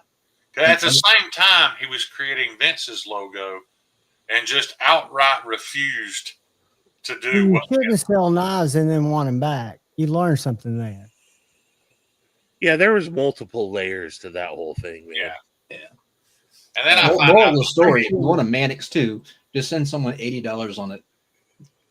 with no communication, A cashier's check? Cashier, no, what was it? A money order. money order. Money order, yeah. I saw that thing. I was like, "What the fuck?" 99 deal. And during Right, that time Neil. frame, you weren't in the best of spots either, Shane. No, I was not in a good place when all that was happening anyway, and that really fucked me up. It That's really, the only reason. That's the only reason why I bought that stupid ass knife. yeah, it was really messing with my head, man. You made money on that knife, cost. No, I did not. I swear I did not. I hadn't made enough to cover shipping on it. That's it. Yeah. I sold it to Terry. Oh, did you? It's a Yeah. great knife. It's a, and when I got it back, I was like, I loved that knife. It was the only good piece of 20 CV I've ever experienced. It was the St. Nick's, right? No, there was a Yeah. St. Nick's involved. I God, can't. there's layers to that onion. He had a St. Nick's Maddox XL that I wanted. That's what it was. And he said it was too big. So I sent him my red Mannix that was 20 CV. Then he decided that it wasn't worth. And I even told him, I was like, Drew, I just want you to know you're trading down. But you know that up front. And he got to thinking about it and realized it, then backed out of the trade and sent me an $80 money order like 3 months later after me asking for my Mannix back. So, yeah, Luke. Knife choice. Yeah, that was again the roller coasters that have been this. We And see man, some you've shit. talked about this on more than one occasion. How a lot of these situations have came up because I don't think we were all meant to get to know each other as well as we have. I don't think this is how it was supposed to work. No, you guys are supposed to be my internet friends. Right. Yeah.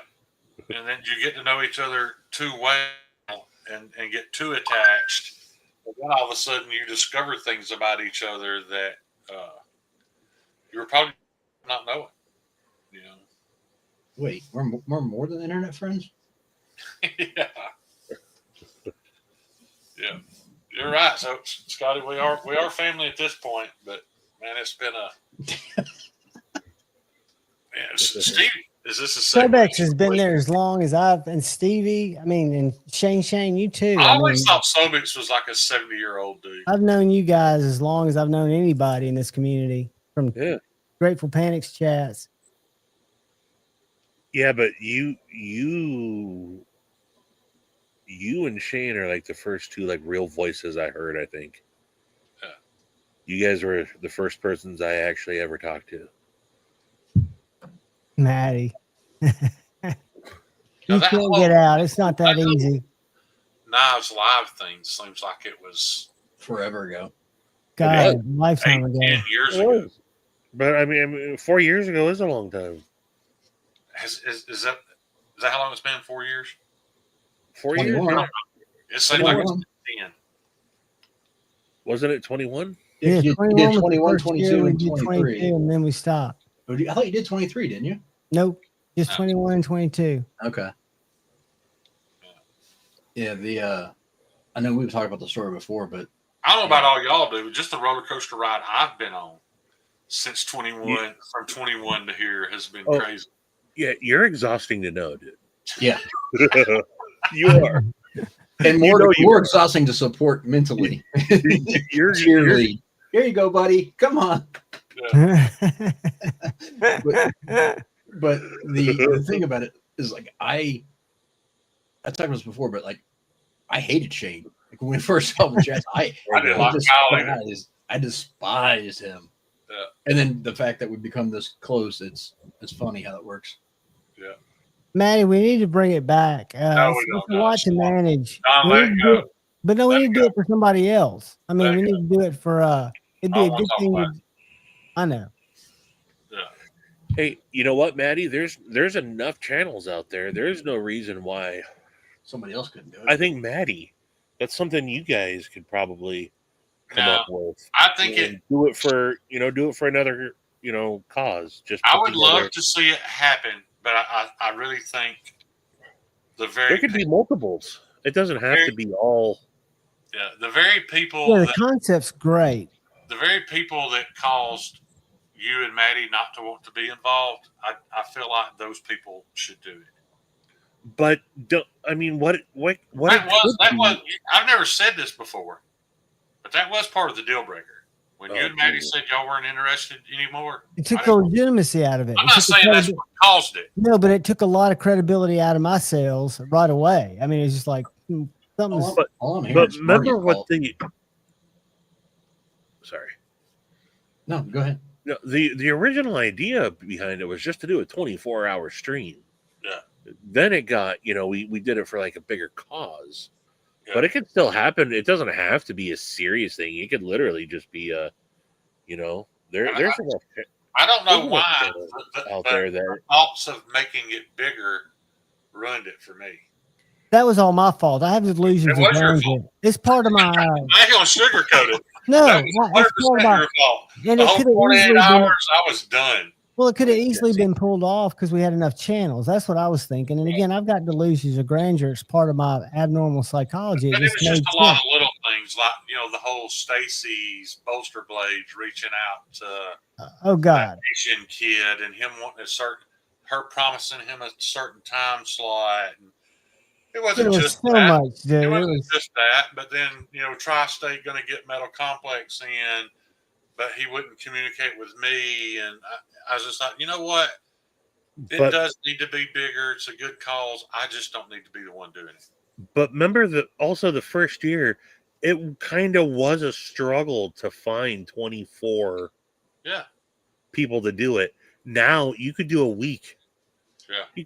There's not enough people now to do it that I would want to watch. That's the problem. I'd watch 4 or 5 episodes and be done. For the community. The greatest hour of the entire thing, though, was Hollywood Tactical. Hollywood Tactical. God, he took it over, didn't he? I sat there with my mouth just open. I was so high.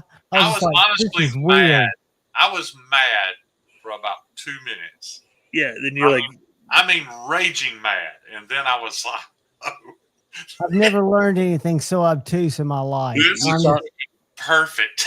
He saw an opportunity and went for it, man. Yes, he did. Much respect to that guy. What was the one in 22 that someone decided to do their first live stream ever during this? And it was the most awkward hour I've ever seen in my entire life. Wasn't that the guy with his kid? Shredder knives or whatever? No. This was it was kind of dorky. Kind of dorky. I don't turn this shit. Wayne something. Oh yeah, Wayne's World.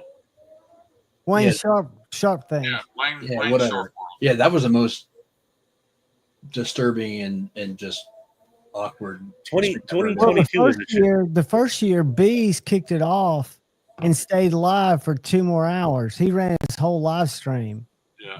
So he kept. I mean, he didn't play the pass him on to the next. He kicked it off. Brought it. I didn't even think he had Doug on, and then he just stayed live for like 2 or 3 hours. And then the other part. Started my hard feelings with Bees, which I'm completely over. I don't necessarily enjoy his channel, but I like the shit out of Brian, man. He's a good guy. Bees is a good guy. You don't have to like his channel. Bees is a good guy. Yeah. And it's really weird. I don't know if y'all know this. I don't know Christina's opinion of me, but for some reason, a Therapeutic Edge don't like me anymore, and has been public about it. I don't know what I heard. You didn't do anything. You told me at the time what it was. It was a response to something you posted on Instagram. It's turned him sideways, or maybe you posted it in the group when you were still in that group. It was simple. It wasn't anything. It just shows that he feels, and I love Peter, but you got to his feels. I don't know. The weird thing that pissed me off in 22 was there were so many streams. There was at least 5 that I can remember off the top of my head that didn't give something away, and there were tons of prizes available that they could have given away. And I thought that was kind of the whole process, was every stream was going to do something nice and give away. Pocket Metal didn't give anything away. There was a bunch of them. Mike Emler didn't give anything away. He gave And I That's some that offered beauty. all of them. I offered I had to everybody name- knives. If I had to name one thing that ruined Knives' lives, it was Mike Emler. Now, Red Wolf gets his part of the responsibility for that, but Nice, Cole. you boil it down, it was on Mike. Mike Emler fucking ruined all that. He's a pussy. That's something the bottom line. He can dish it, but he can't take it. Yeah. And he's got a little bit, or at least he did have a prima donna. I'm better than all y'all kind of thing. I'm more valuable. He kind of is. Yeah. More But he- valuable? He's got a hell of a ZT 0640 though. Too soon. Too soon. Too soon. Too soon. I got to get a blueberry Dr. Pepper. Luke, you have no idea. That's disgusting. What the How- hell did you say? How I didn't know that that's a thing. insufferable- You That's have no nasty. idea how insufferable that motherfucker is when the cameras are off. He's a ninja. That What are you is talking the about? biggest piece of shit human being I've ever dealt with. Yeah. That's only super secret squirrel stuff though you can know about. Right. Have you Dr. Pepper people ever had this shit? That's disgusting, Javon. No. Dude. It is so good. Well, Whataburger has a blueberry Dr. Pepper milkshake right now that tastes like fucking cough medicine. It's I horrible. can't A imagine Dr. blueberry Pepper. Dr. milkshake Pepper getting- milkshake? That's even worse. This isn't blueberry, it's blackberry. I'm sorry. It's blackberry Dr. Pepper. And they also have a cherry Dr. Pepper. Black Dr. Pepper is almost already a little black cherry. Well, both of these The only, flavors. the only good thing about Mike Emler's live streams was y'all remember his military buddy, Purple Heart Barbecue? Yeah. That was the only good thing. I loved that guy because he came on there and just busted Mike's balls to no end, to the point that Mike would ban him. And they were actually friends in real life, dude. What was bad was Mike would ban him, and then he would start messaging me talking about what a fucking pussy Mike is. That dude was great.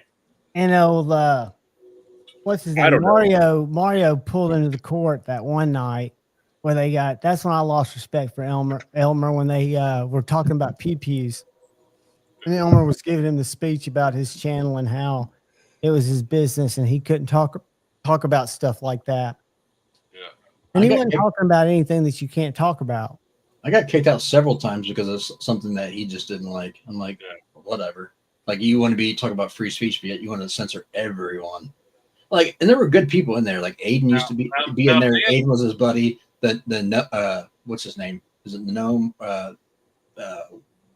What's Ethan was also one of his buddies. yeah? What was the short guy's name from Artisan that was always in there? Nico. The Nico, Hobbit. thank you. Nico. The Hobbit. I was saying the no, but yeah, the Hobbit. He That was was his awesome. camera guy, wasn't it? The best, the very best, above all, the very best thing about Mike Emler was that's how we got to know Aiden McGill. Right. Right. Yeah. That was the best thing about his channel. Aiden is top notch. And also, I will say Nico is one of the most awesome dudes you can meet.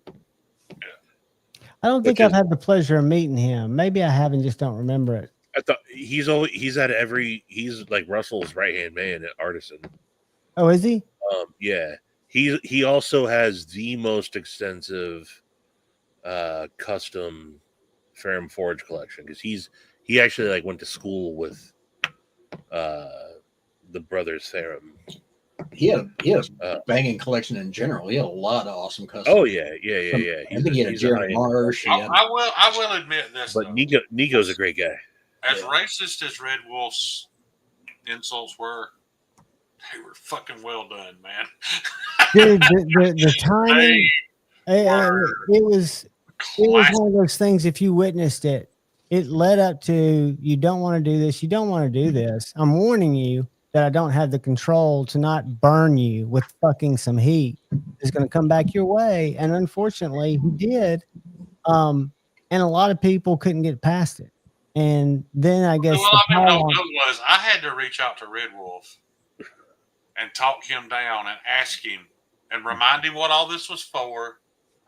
And I asked him, I was like, man, will you please just let it go till we can get to it? And he's like, yeah, man. As long as he don't fucking speak to me, I won't say another word. And him were just that day, Imler had to fucking dig back in, and Red Wolf destroyed him, dude. That's another dude that all the reasons to hate that guy are totally valid. Yep. But he will say what he will do what he says he's going to do. Yeah. And he doesn't give a fuck. And he's done some good, from what I understand, Yes, in terms of doing yes. nice gestures for people back in the day before I was. But He was the first person I live streamed with on Nas Live. when him and Jared got into their beef, which spilled over to Bama, and it happened on one of my posts, but I remember You got to give us more details. I don't remember. I think it was last year, Doug had replied back to the entire Knife Lives email trail going, hey guys, we need to do there was some bill that he was wanting help with, and it was years later, and he did a reply all to everybody, so we all got it, and Kyle was still on there, or Jared had replied back like, hey, can we get some more details? And Red Wolf replied back, fuck you, Jared, take me off of this email train, you're a pussy, I hate you, I don't want nothing to do with you guys. Wow, he just called him to the mat. Yeah. That's the funny thing too is, dude, Lee is like the honey badger. He don't give a shit. He'd be down for anything, anytime. Yeah, and I don't disagree, but he fell into Kyle's trap. Oh, without a doubt. I'm not disagreeing. Yeah, I mean, Kyle snagged him, and Lee was trying to get out, and Red Wolf just kept going. Didn't he show up at Blade Show too? Yeah. Yeah, had video of him there. Said, hey, I'm right where I fucking told you I'd be. Yeah. I didn't know that. Yeah. Oh, yeah. No, I don't even think he hung around. Like, nobody saw him, but he showed up where he said he was going to be, and nobody met him. Well, there have been plenty of people that said they're going to be there, and who knows if they're actually there or not.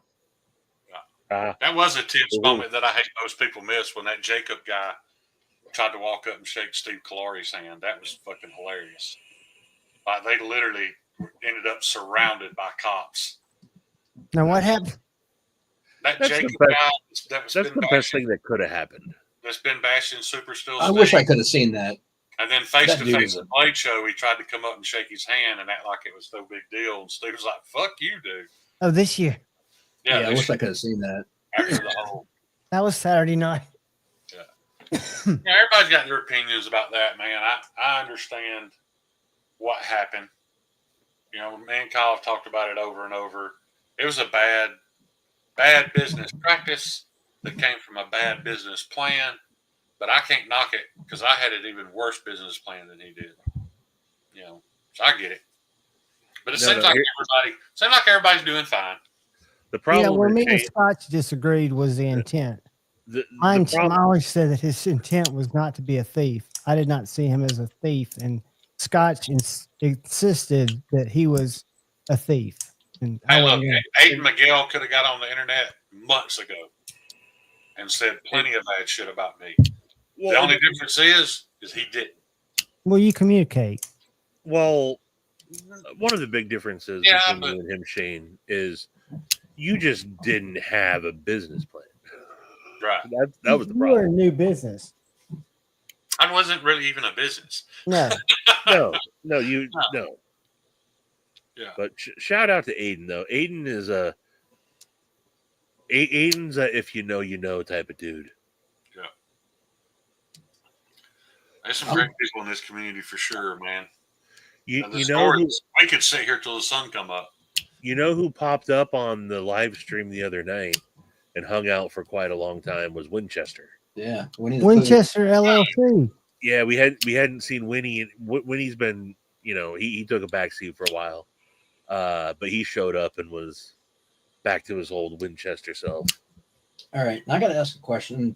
This is not someone was asking about it in chat the other night, and I want to make sure that I'm not spreading misinformation. Someone was asking about, let me get that. Didn't he pass? Winchester? No. Let me get that. No, he didn't pass. Oh, I reached out to him. I reached out to him here a while back. Let me get that. Yeah, let me get that. I thought someone said that he had. That's why I didn't want to say anything. I think the last message I got from him, he was in such a shit financial situation he couldn't even afford Wi-Fi. Okay. I'm Well, pretty someone sure. was asking about him the other night in chat, and I couldn't remember, and I didn't want to say that wrong, but I thought someone had said that he had. Maybe I was mistaken with someone else, but Yeah, we've lost several, and a lot of people that are battling. They're going through a lot right Yeah, now. he had a brother pass away and a bunch of family issues. gotcha. Okay. Matter of fact, I'm going to message him back now while I'm thinking about it. Ed, that whole situation was my first like big like controversy that had gone down, and I inadvertently like I was friends with Rocky. In fact, a Fuller fanatic Rocky, he's been messing with AI and creating like Ninja Turtle AI stuff that he's been sending me. But yeah, Masturbate too? what's that? As What? masturbation material? No. Oh, the Ninja Turtle stuff's not. It's not that. Not that style. Okay, go ahead. I didn't mean to cut you off. No. But no, it's I mean it's You're just gonna skip over that like that's normal. no, I did not jerk it to the toxic. There was no toxic ooze. But yeah, what? So Fuller Fanatic and Leon Ma deleted all their stuff, but Red Wolf did a reaction video to it, which is still out there. So Oh, Red Wolf, if he puts you on blast on video, it was usually well thought out and it left a stung. remember, there was also he went after Brian Kim, super tough. Don't remember that. When Brian was doing the GoFundMe to fund a lawyer to get back at Rick Hinderer. All right. That's pretty Red recent. Wolf. No, that That's was after the incident. That's after the Imler incident. Yeah, that was. but that's still a couple years ago. That this Yeah, happened. yeah. I mean, it's a couple of years ago, but it's But post Elmer. It's Post, like he would go away, then pop up every time there was a controversy. Yeah. And now he's like all, getting those custom Warhammers made and doing the whole. I never liked the dude. Crazy. Yeah. I told him straight up. So there if you go back on his channel, I would used to do like Saturday afternoon lives with him and Jared. And I got to know him decently. And then when everything started going down, I was like, hey man, I haven't gotten to know you well enough to where I think we're really close friends and you probably won't mind. It's been nice knowing you, but I'm gonna go ahead and distance myself. And he's like, hey man, that's the right move. He's like, talk to you later.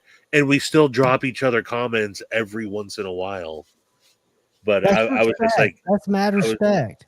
I was just like, so not a big fan of the guy either, but I do have some respect. Again, all his criticism is worth it. He's, but yeah, Shane, we could get, like you said, we could go on and Yeah. Memory lanes, and holy crap, you've been going for over 3 hours. Yeah. 3.5 hours. What a roller coaster tonight was. Yep. Yeah. It was a good one though. I'm glad it was. Yeah, I mean, you guys there's so much, not just lore, there's just so much human shit that we all kind of bathe ourselves in and try to help each other clean off from. But at the same time, you kind of have to stand in the corner sometimes. You just watch the fucking train go right into the wall. That's why I don't mind when there's people that just want to do the business side of it. And people are like, yeah, you're not for community. It's like, I get it, man. Like, it's once you wet your toe and once you get involved, you can't really do both, No, it's it's really to me, it's all about from where I sit. Again, mine's a unique experience. It's all just about being as credible as possible, being real. A lot of people say I'm a fence sitter, but I really don't have like strong political opinions. I've got the basic what I think's important that everybody else, some might differ, some might be the same. But Javon, you got splinters in your colon. Dude, I will call somebody out, but like Jared Neves is a great example. I've respected that guy and thought of him since I first started watching Who? Knife Tube stuff. I love the fact that he was honest about his past. I'd call him about like sharpening my hinder early on or Javon, texting who? him with him. Miss Who? Neves. Yeah, sure. No, but I've always, Never heard good, of her. bad, he always said, I hope I can turn this into a business. Yeah. He wasn't like, I'm sneaking you in to buy something because you've got a parasocial relationship with me that's unhealthy. And I think that happens a lot. I'm not going to call names, Tri-State, but it's one of those things that's real. He's talking about Jared Nave, Jesse. Jared Hey, Neves is a great guy. just- To me, even though Shane You're can one of- attest to this, I walked into Blade Show this year. He's the first person I saw. I went to shake his hand, and he was like a robot. I was on a fucking mic getting filmed by I think Lee, and it was no natural. Hey, how you doing? I hadn't seen you in a year. It was like I'm using you for content. I was like, well, that fucking sucks. But I love the guy and know he's legit. Tried to talk to him Saturday night, and he was talking with people more important. Couldn't even talk to Kara. I get it. It's what they're doing. It's what they're about. He is going to do us a solid though, because Stevie, you know his stance on if I don't review it first, I don't want any part of it. Yeah. And I talked to him a couple days ago, and Or he's going to use it as an opportunity to fuck me. yeah, he's gonna do some content on the frat whenever we're ready. So What the other thing I'll say about Jared is he always plays along. And this year, I've been able to do it to him every year. This year, I go at the pit, go walking by, and I see Ray. And he's like, hey, man, just chilling. He's like, got Jared over here. And I go, who? He's like, Jared Neve. Who's she? And Jared just turns around and he's like, let me guess, Steve, you never heard of her. And I was like, what's up, dude? Hey, you know, he is who he is. And that's another guy that a lot of people and makes their skin crawl, who I really like as a human being, is Ray and his wife, Kelly. Ugh, I think God. Ray is a great guy in person. To me, he's always seemed funny.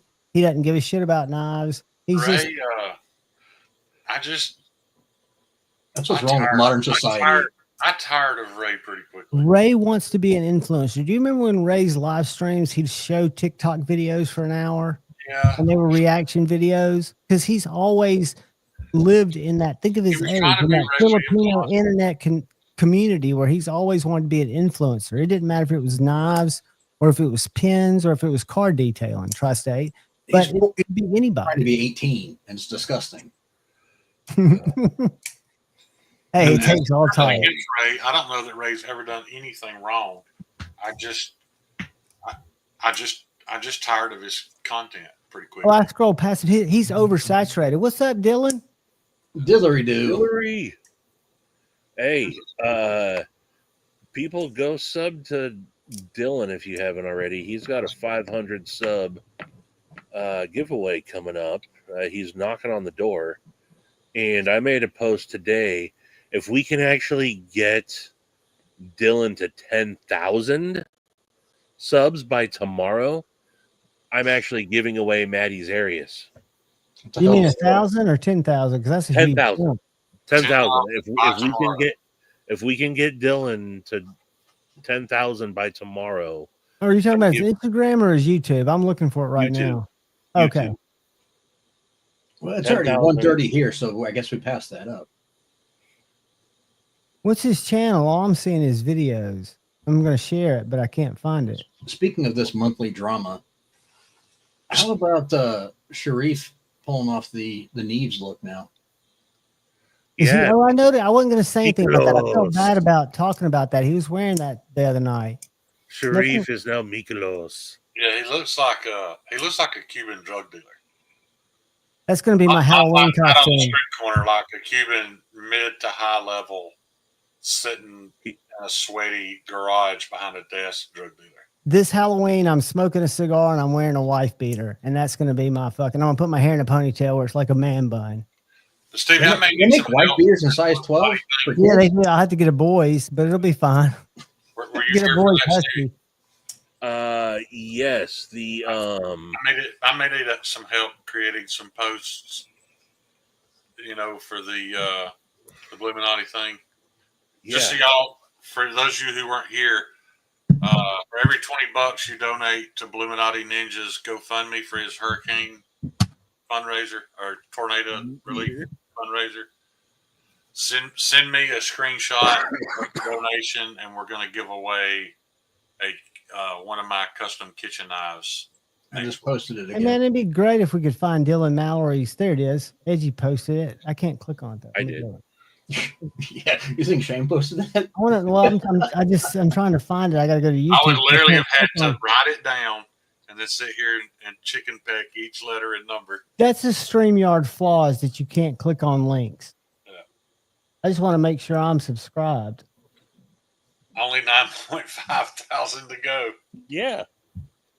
You guys got to work for his areas, but Matt, Hell, it's an areas, and it's Maddie's area, so it probably smells like hot dog water. I was talking to Dylan earlier. I've been trying to give Maddie's Arius away for a solid 2 years now. I think this is a worthy cause. I was not subscribed. Oh, Maddie, you hear that? One more. See, I'm telling you, we need to post this on every live. He's at 432. On Friday night on late night with Said Faction, I actually used the goal setting and put if we could get 50 $100 super chats, I was also going to give away Maddie's Arius. Hey, you know what, Luke?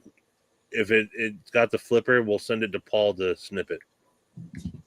The only bad thing is Marty sent me the area, so he doesn't even have it. Uh-oh. Are you sharpening it for him? Oh, shut up. I need to know what you think the factory is on that bad boy.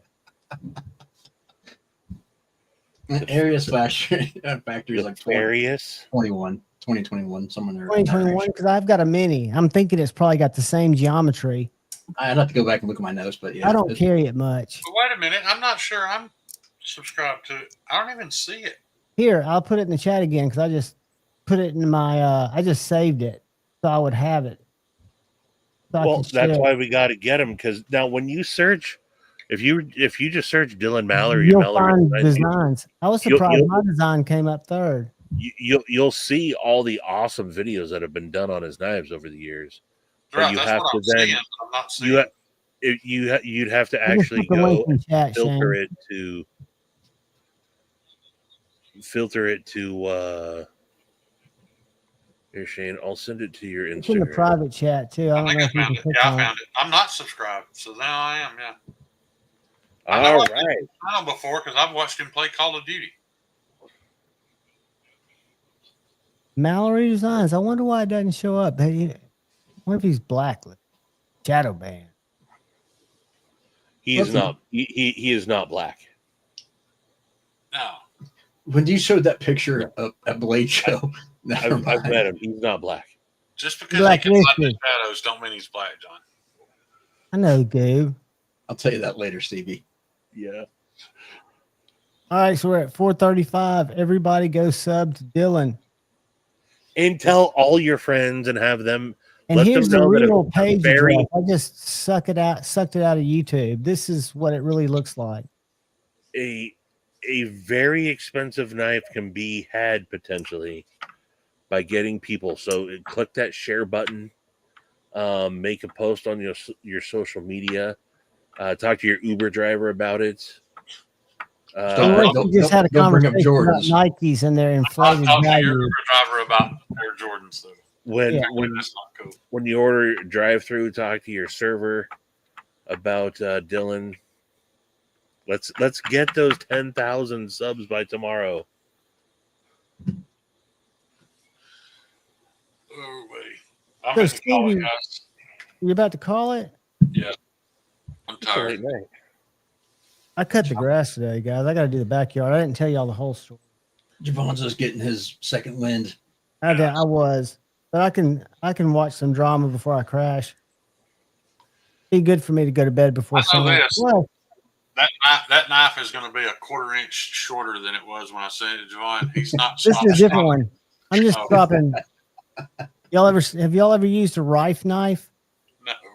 They're USA made. I'm really impressed with this knife. And this is a R.I.P knife. They sent them to me. I asked for them though. It's not something that.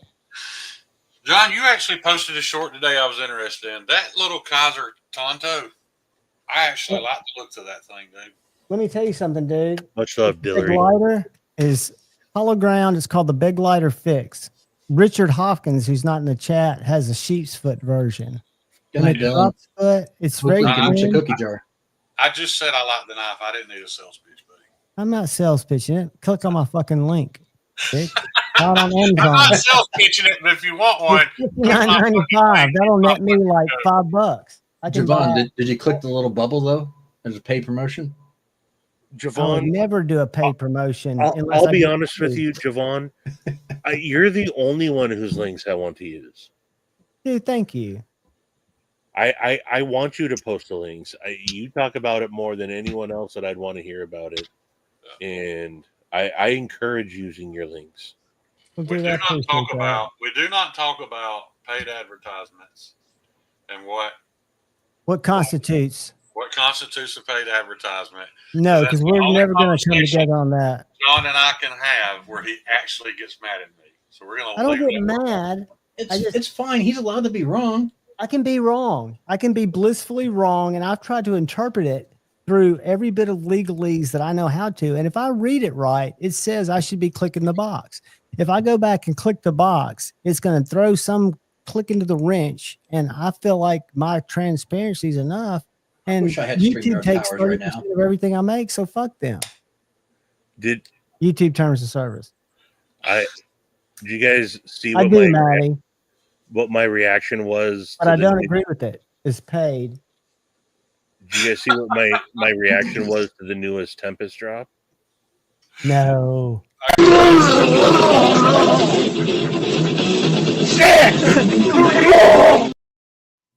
Have you put that anywhere? Have you put it anywhere where it would? Oh God. See, that's one thing that Shane, as much as I love and respect him, he won't go there with this trollness. He knows that some people are too fragile, that once they're broken, they can't be fixed. And he thinks I go there. I think you should. I watch him whine This is every why day. I know if I ever posted anything negative about him, I don't think Ed getting free he would knives react. is a paid placement. I think a paid placement is when a John, company reaches out We're to not you. arguing about it I'm tonight. answering Ed's question. He had a question mark behind it. I think a paid advertisement is when somebody says, I want you to, here's $300, make a video on my knife, say this, this, and this, or It's the same shit. say whatever you want. If they say, Thank Dan, you. Free knives Oh, is paid advertisement. I Free did not say knives is that. paid advertisement. Free knives is paid advertisement. Shane's misinformed, but I love him. Javon's, Anyway, Javon's on a bubble. Do you put? Hey, wait, Javon. Do you put how- tape on that before you get a free advertisement? I know Do I how. do? I don't. I absolutely don't. I haven't checked yet, Ed. I know how KC would react if I ever laid into him, and that would I wouldn't be able to stop. So Because it feels too good. It would I'll pick up the unload the slack. dopamine. I'll pick up the slack for you. Was that guy who was puking? Was that Gabe Owners? That was Gabe Owners. Makes He's sense. live all the time too. I mean, you can go. You have plenty of time to go troll him. who? KC. I mean, he does a short like what I'm selling today lives every day. You know who Hey, I'm- Gabe Owners, Mike Hawkhurts. That's what I was gonna say. I haven't seen Mike around in a long time. Stevie's the best troll in the whole. But still, let's not forget. Gabe Owners. Gabe Owners. How you doing? He got me. Most creative guy. That's how you're supposed to react to that. Yes. Exactly. He's the most That's creative guy in the community. That's a perfect Unfortunately, we skipped over what the super chat said from Mike as well too. Go back to it.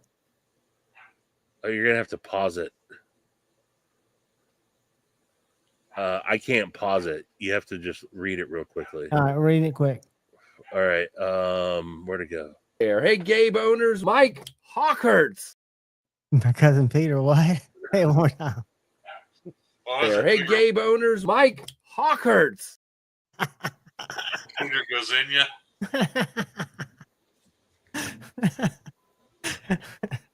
All right, we Oh, had that's enough a fun. fucking classic.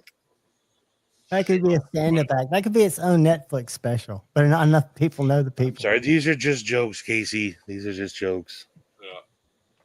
Yeah. Hey, typically Steve, I love you, and you know that. I gave the Thunderhead my best mid-range knife so far of the year. I think it's a great knife concept made. Good design. It looks like Now you're gonna have to put. Does it look like every other Kubi ever paid made? promotion.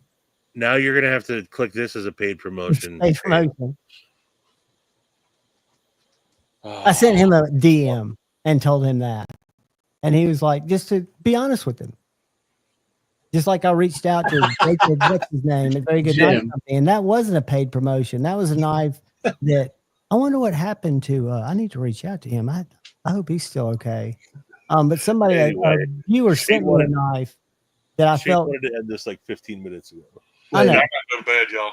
but I sent and called and did the same promotion for a knife that I paid nothing for because it wasn't mine. I sent it back. So fuck all y'all.